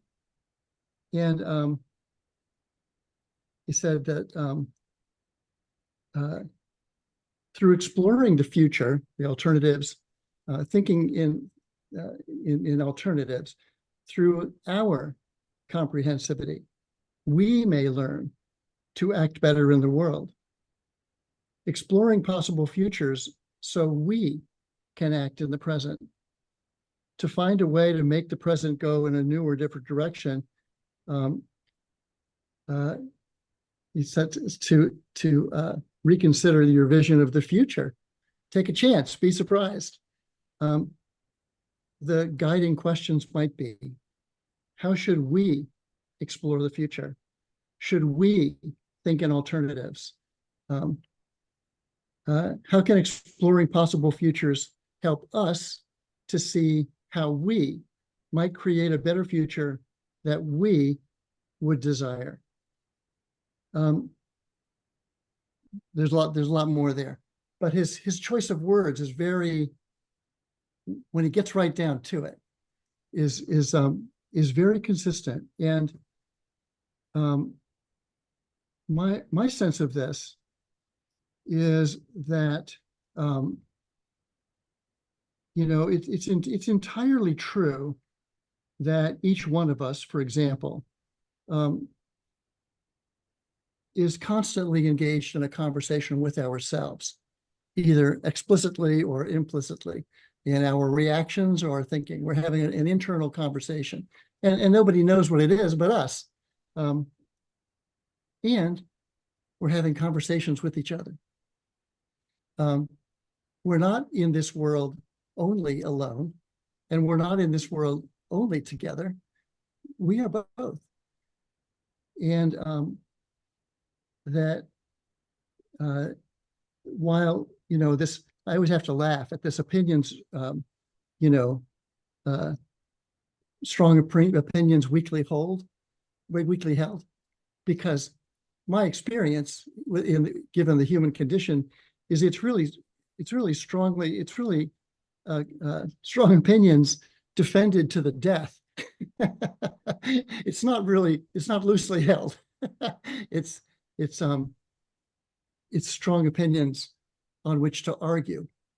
There is not the assumption generally between human beings that if they disagree with each other, that the other person with whom they disagree might actually know something that they don't, might actually have had an experience and learned something from it that they haven't.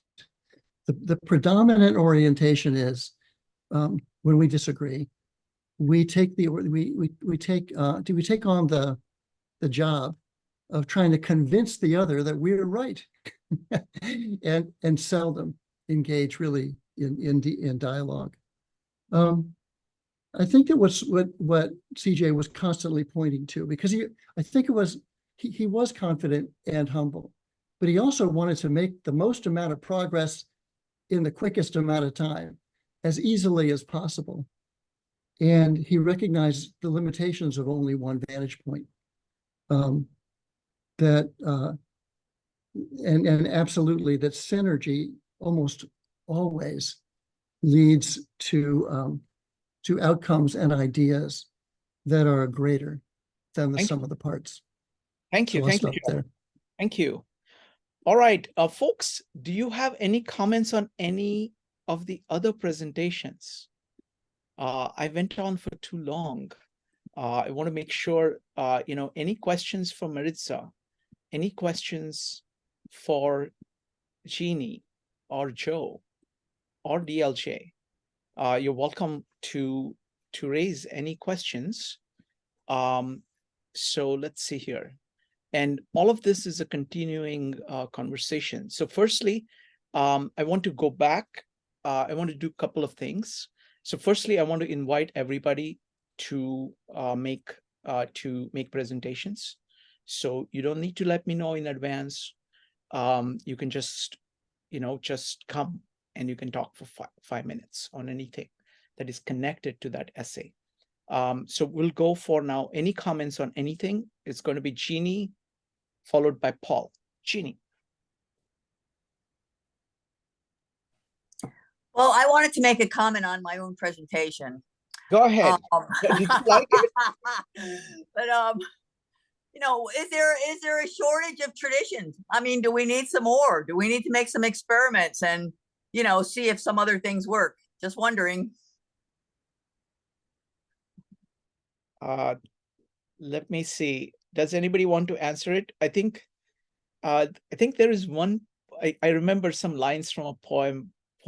I don't know who it is by. Like, the world is still young. There is, you know, it's just so much. I mean, in terms of possibilities of what is out there, what can be done is so much larger than what has been done. So of course, yes, absolutely. I wholeheartedly agree with you. Next up is going to be Paul. Paul, go ahead. Yeah, you guys didn't plan this, I don't think, but you were going down a path that took Maritza's approach of science, philosophy, oh boy, now my mind is blank, poetry, science, philosophy, and art, and poetry. And there's your diagram. So now let's look at it through the three lenses. It's just an interesting combination of the two presentations. Absolutely, absolutely. You know, the philosophy is kind of definitely at the top. Okay, let me ask Maritza. Maritza, where do you think your presentation fits in the diagram? I would have to. I did not snap a photo. I was too busy looking. I didn't snap a photograph of your diagram this time. But I think I can bring it up one more time. Give me a second. okay. Hold on. I'm thinking poetry would be in the heart section. Would be my thought. Yes, and I will also ask you the second question that I wanted to ask you, which is, could you share what do you think the collaborating, yeah, go ahead. So I like the way you put it, because I think that so you did put philosophy and science both under mind, and that does make sense. That would make sense, but then that leaves us bereft of a method for the world, which is kind of interesting because we put art under heart. Design. That's where we pull in DLJ. DLJ used. He also puts. So I would put engineering, business, law, all of those as being that. That's something that we did not bring up. And I think, again, that's something that our meetups have not focused on much, that those, these kind of, these kind of areas. Go ahead, Marissa. I think when I see engineering, I think we've tackled that through the lens of design. Yes, that's a good point. Yes. Very good. Very good. Yep. You're right. And that actually ties us in, Shrikant, to DLJ's presentation, which is kind of fun. Yes. So yeah, that's where I would look at it. I agree that philosophy and science would both be in the section of the mind. And I would put art, and art falls under poetry, would be with the heart and with experience and expression. I love that. I'm curious to see that there. And then engineering and design in the world, I like it. Okay. Excellent. I think that would answer Paul's question. Right. So now the question for you, let me see if there is anybody else. No, Paul had one more. Yeah, I want to comment on this because I went somewhere very, very, very different. That isn't what I was thinking. Can you put it up once more quickly, Shrikant? Sure. I'll just be very brief. Oh, please take your time. Okay.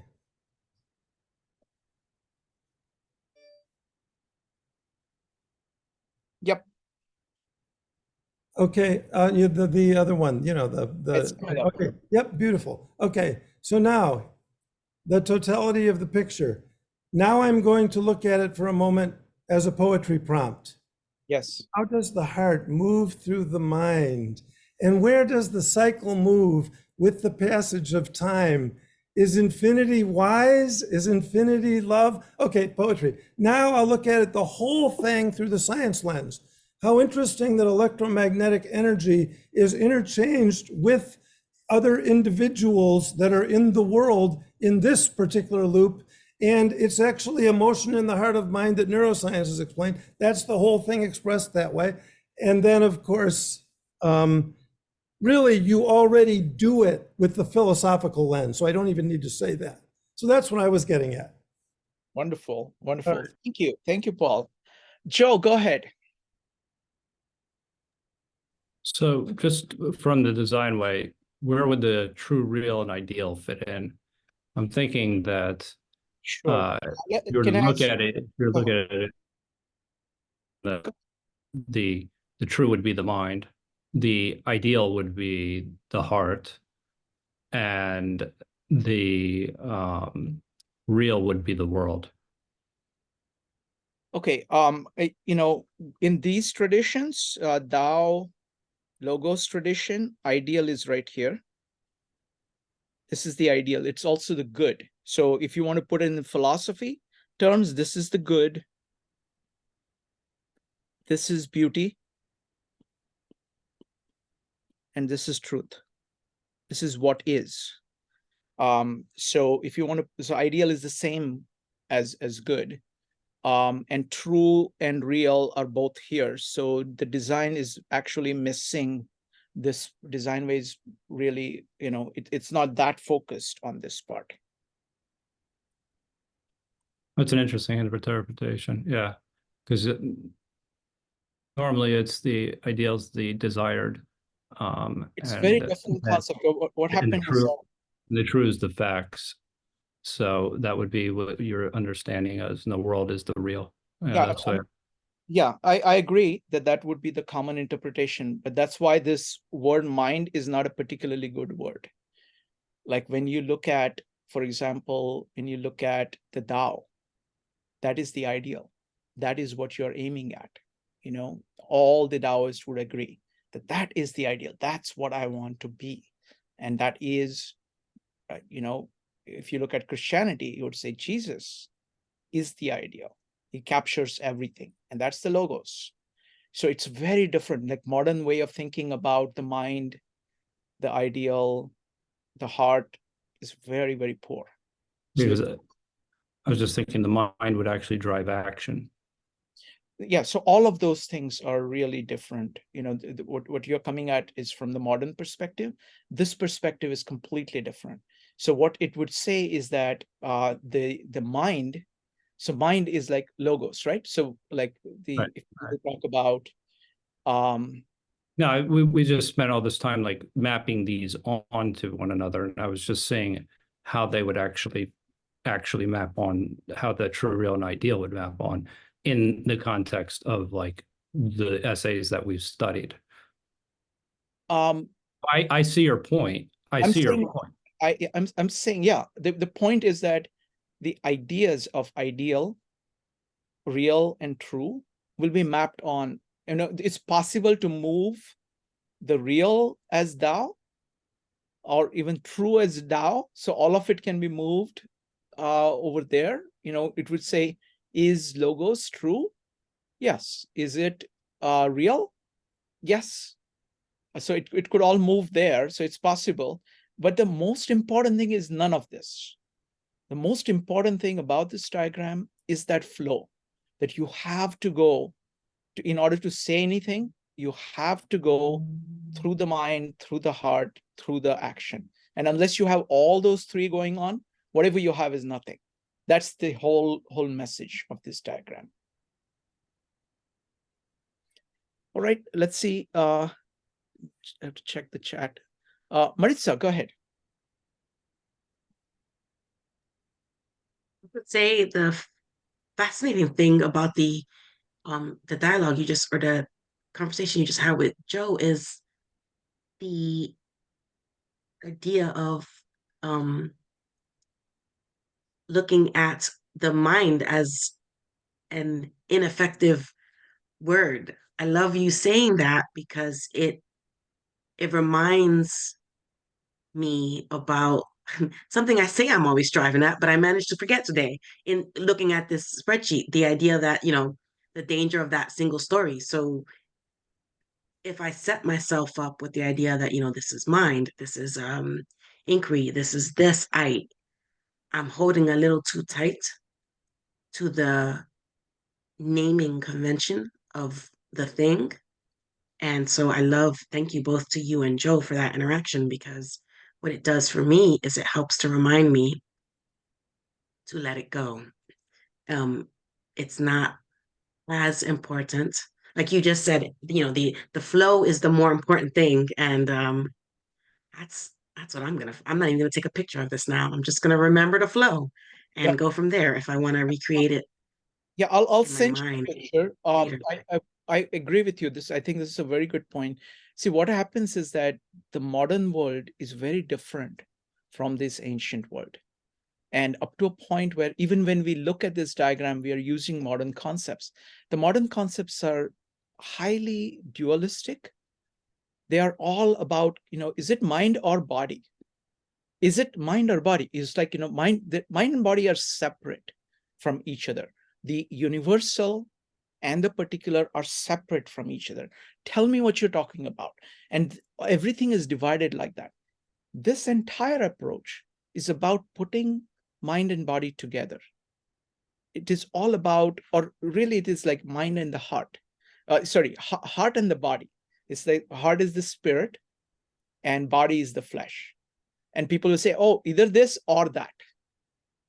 The idea of this middle one, whether it is Logos, Shiva, or Thou, is to tell you that, look, it's possible to get it all together, where you have the universal in particular, where you see something particular and it captures, it has the beauty that reminds you, makes the universal real to you in the present. So it is all about bringing these two things together, like 100% God, 100% man, both man and God all together. It is making life divine. It's like heaven on earth is what this entire idea, entire program is about. Whereas the modern world is saying it's all analytical. So modern world is focused. It says, I will understand better by dividing things further. And I will make divisions along ideas. And it's even worse. Like most modern people are looking at the products of this. Like you look at Newton. He doesn't think like that. He has tremendous respect for nature. And he knows that what he has done is little bit. It's like the boy on the seashore. That's his way of looking at the world. And that is very Taoistic. This is very much of saying that this loop, and his heart is completely focused on understanding the Tao. That's what he's doing. Whereas most people who come, most Newtonians, are just taking the ideas of Newton, which were produced here, and they are taking them out here, and they're saying, I got the ideas, I got the fruits. Who needs ability to think like that? Ability to think like that involves this loop. If you don't have the loop, you can't think. You can't really do anything. So yeah, that's very good. Thank you. Next up is Joe. Joe, go ahead. Yeah, no, I think what this actually highlights is what Paul had brought up a little bit earlier, is that these concepts on them that you'll start to see when you zero in on the differences, on what you actually, the particulars, where they're actually different and where they actually are alike. And so that's what's really helpful with the diagram more than anything else. If you want to see the difference between the modern world and the difference between the ancient world, that's part of that process. That's part of understanding. So it shows you the limitations of doing this as well as the advantage. Thank you. Another point I want to make is that you see the beauty of this is that because this is a flow, each of them flow into one another. Really, what is good is beautiful, and what is good is true. So when you're looking at one thing, I mean, the way in which it is put in, in Tao Te Ching, it's like Tao Te Ching, it's a loop that keeps going round and round. The way in which Shiva, Vishnu, and Brahma are portrayed is Trimurti. It is like one body with three faces. The way in which Father, Son, and the Holy Ghost that's one essence with three persons, which are basically pouring each other out into the other. And that's why they have this love between them, which is what makes it one while being three. And that is true of all these three things, of all these endeavors. You look at Kepler. Yes, he's a scientist, but can't you see the love in him? Yes, he's a scientist, but can't you see the reality focus that he has? Or can't you see the willingness to give up things? So you see all these three characteristics in everything that has this loop going on. So either you are integrated or you're not. And it's this threefold integration, that loop. Distinctions come later on. Like, for example, if you're trying to understand, like if you go into a study of the New Testament, you're saying, where is it? Is this Son? Is it Father, Spirit? Well, the answer is it's very easy to confuse them. But that's the point, is that you have to have all these three characteristics so much integrated in you and in everything that you're doing that it becomes difficult to distinguish between them. Next up is Vanessa. Yes, I was looking at this diagram, thinking how a lot of things happen in threes, like the Trinity, and even like for building blocks. I think I can't think not the code. Is it the code or like the well, Lego? like the pyramids? How that's kind of the ideal thing, and even if you're supporting something, you have something at an angle, for either leverage or support. And as I was thinking, the Trinity of you just brought it up, but especially in Catholicism, the Holy Spirit, that I would put. I was trying to think where I would place each other. I would place the Father as the world, and the Holy Spirit as the mind. You take energy by the power of the Holy Spirit, and Jesus, I guess, being experience. I made my son man and made him walk on the earth. Yeah, I and would. even like praying the rosary, you're using the intermediary that's like the Holy Spirit. And even if in the Catholic Mass, by the Holy Spirit does his little magic, and then the host actually becomes the body and blood of Christ. So I don't know if I would put the Holy Spirit as being maybe the mind, the ideal, the energy. Sure. I mean, in this, logos is the word, which is which is Christ, and the love is the Holy Spirit.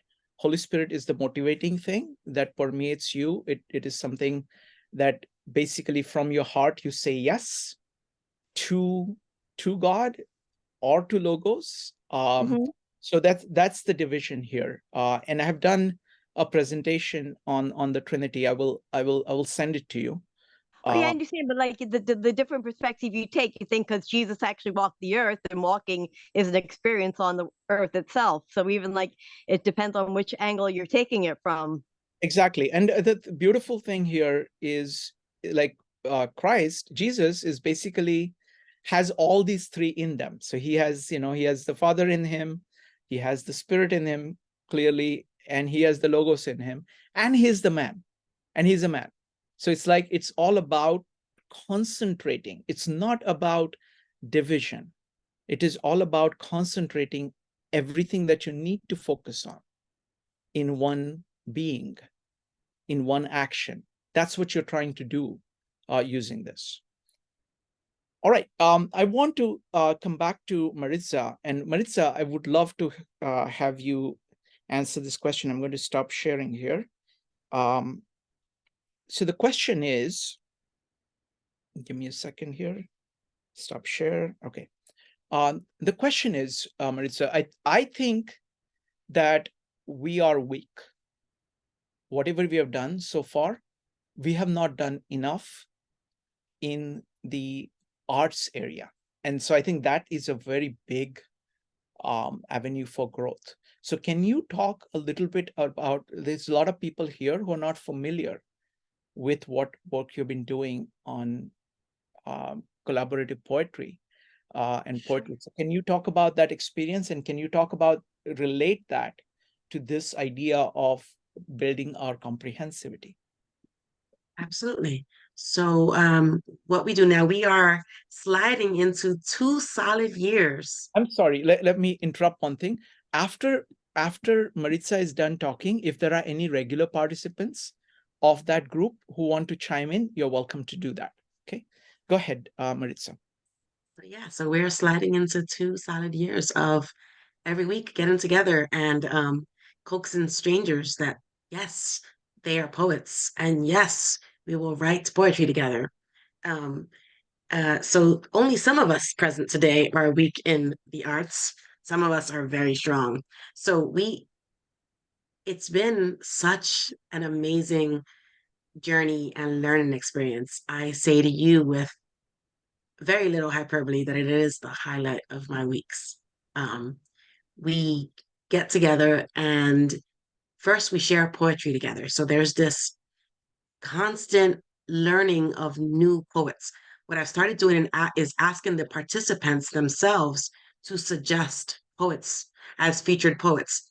Not because I can't go and find poets myself, but because they might think of someone I'm not, in which that just adds another layer. Because initially I was the only one, providing poets, which I could probably do ad nauseum, but it's more exciting because oftentimes now, I say something, I was like, oh, wait, the first time it happened, I had to go sit in the corner with myself when I heard myself say it, because I was like, oh, the hubris. Because I was like, oh, I'm not familiar with that poet, as though I could possibly know all the poets in the world, right? But so that's one aspect. We do our evening in 3 parts. The first third, we share poetry together. I provide a featured poet to get us started so that we're not kind of just looking at each other. But I don't require folks to only share poems by the featured poet. They share whatever poem is speaking to them, whatever poem they want. Oftentimes, people are sharing some of their own poems. We just started something this year, brand new, where I'm providing homework now, Shrikant, optional homework, where they take the focus and theme from last week's collaborative poetry and they write a poem of their own and bring it to the next week to share. So this is we only did it once so far. So, but yeah, now there's homework. And so in the second portion, that's the magical portion of the evening. That's the collaborative poetry. What we do is we do breakout rooms. I like them to not be bigger than 6 or 7 people. We've done them bigger. It gets a little wild. I've learned that when we started, it was much easier to have a bigger group of people because folks were more hesitant. Some of our regulars are well-oiled little machine poets now, so a smaller group is better. What we do in this section is for the first 10 minutes, I confine people to only speak if they are calling out a line of poetry. If they're too shy to call it out, they can type it into the chat box, either privately or to everyone. For those first 10 minutes, all you're doing is giving me lines of poetry. We have a moderator in every breakout room, and I have a couple regulars who help me moderate. Thanks, guys. Some of them are here today. And so what we do in those first 10 minutes is there's a kind of like a Word doc up on the screen, and we're putting all the lines called out in those 10 minutes on the on the board. At the end of those 10 minutes, I give 30 seconds if somebody's in the middle of writing a line, and then I tell them these are the lines of your poem. And then I do a few things. I invite everyone to stop thinking of them as their lines, and I invite them all to consider them our lines. And then we read the lines out loud, and together as a group, we finesse the poem for the next 20, sometimes 30 minutes. And what we're doing is we're moving lines around. We're changing words, maybe deleting words, putting lines in the parking lot, and sometimes making the hard decision to delete them. We do different styles of poems. So last week we did a call and response poem. And what that is we send people to the breakout rooms with different focus and themes. So the focus and theme is important because it kind of, I tell you, while you're calling out your lines of poetry, you're supposed to be focusing on one theme that I've given you. And that's what you're making your lines of poetry on. So in a call and response, each breakout room gets a different focus and theme. And I tell the one group, you are calling to the other group, and the other group, you're responding. So last week we did summer versus winter. So winter was calling to summer. So one breakout room wrote a poem, and I give them, sometimes I give them parameters. So last week the parameters were 16 lines total, 4 lines per, so 4 quatrains basically. So 4 lines per little paragraph, 16 lines total. That's what those were their marching orders when they went into their collaborative poetry section. And so when we come out of the breakout rooms, back into the main room for discussion, we have 2 separate poems. So the winter poem is a total cohesive poem that 6 virtual strangers, wrote together. And then the second breakout room is a cohesive poem about summer that 6 different strangers wrote together. We share those poems, and then I put the whiteboard back up and we interweave those 2 poems. One line of winter talking to summer, alternating, and the group collaboratively, now the big group together, decides in what order they want them. And then we read it together. And this sounds like madness, but guys, it has worked every time we've done it. And that's one style. We do different styles. We've done improv collides with poetry, where the first half of the meeting is actual an improv building of a character and a story. And then from that character and a story, we do collaborative poetry. So there's, we do all kinds of different styles that we're doing, and we're stretching our muscles. And I know I'm talking too much, but the thing here that I've learned is, as you get comfortable with the collaborative, non-scripted nature of what we're doing, they're hungry for more. And even when they don't know they're hungry for more, they are, because I've never given them a challenge that they've not been able to rise up to. So, if I walk in, I'm like, okay, today we're going to rhyme every other line. And they're like, no, we can't do this. And then they do, because they're all beautiful. So 2 years ago, when I started, the very first thing I said to them was, you are all poets.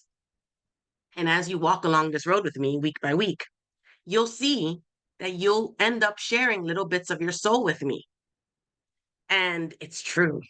The thing here is, I saw that. Well, you know what I didn't see? That this would make me a better essay writer. This makes me a better email writer. And this makes me easier to deal with a last minute cancellation of a friend for a dinner reservation. I can pivot more easily today than I possibly could 2 years ago. And it's because every week I have to pivot. That's the whole point of the collaborative poetry. And so that's, we've put into action a collaborative thing.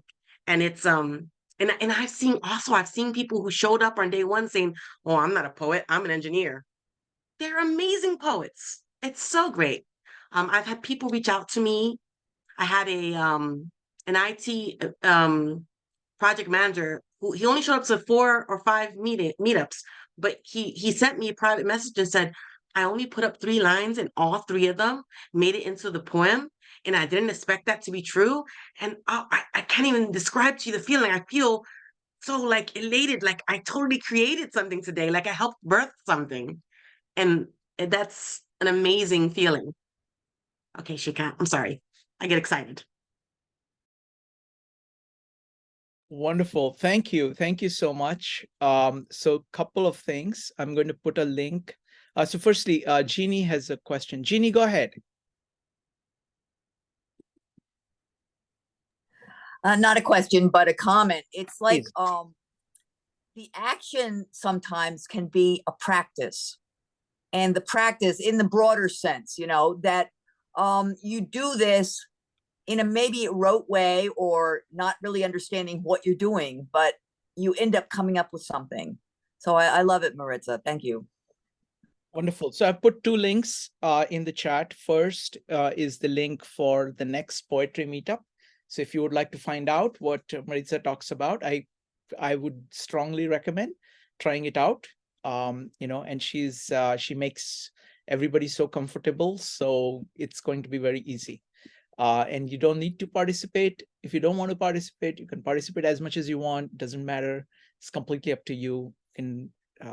So that's one thing. The second thing is that I'm serious about doing more things on art. So I did a meetup. I'd actually decided upon it before this.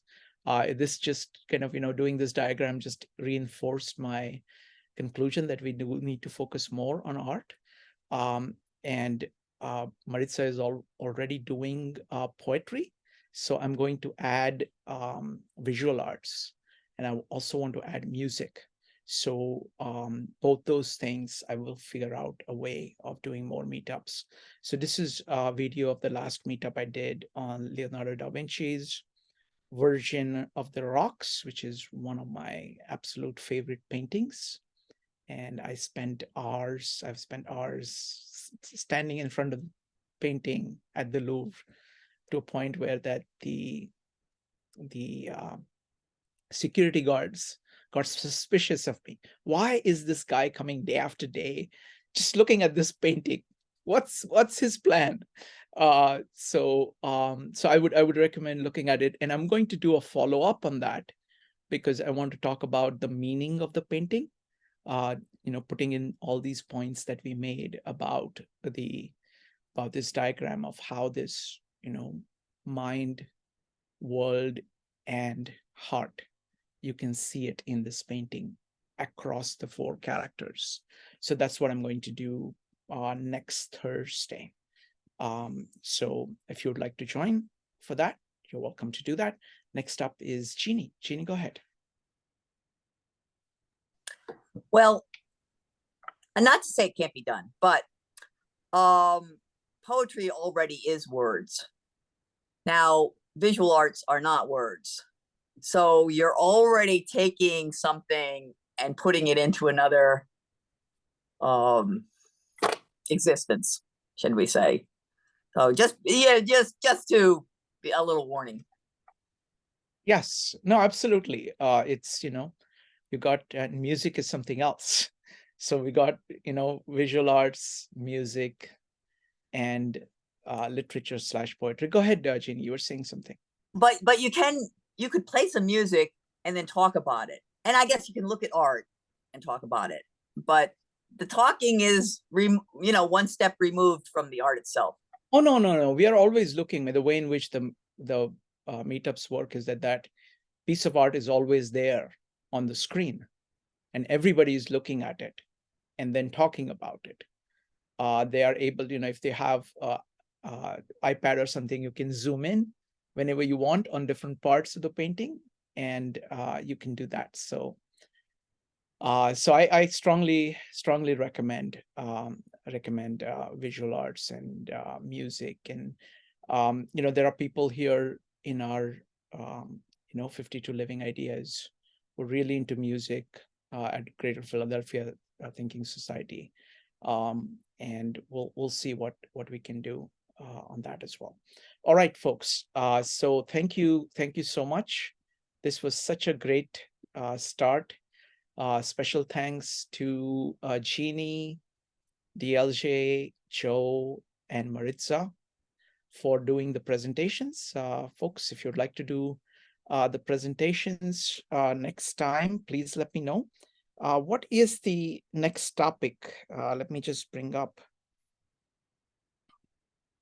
the necessities and impossibilities of comprehensivism. All right. So look forward to everybody's both presence and hopefully some presentations. All right. Thank you very much, everybody. Bye.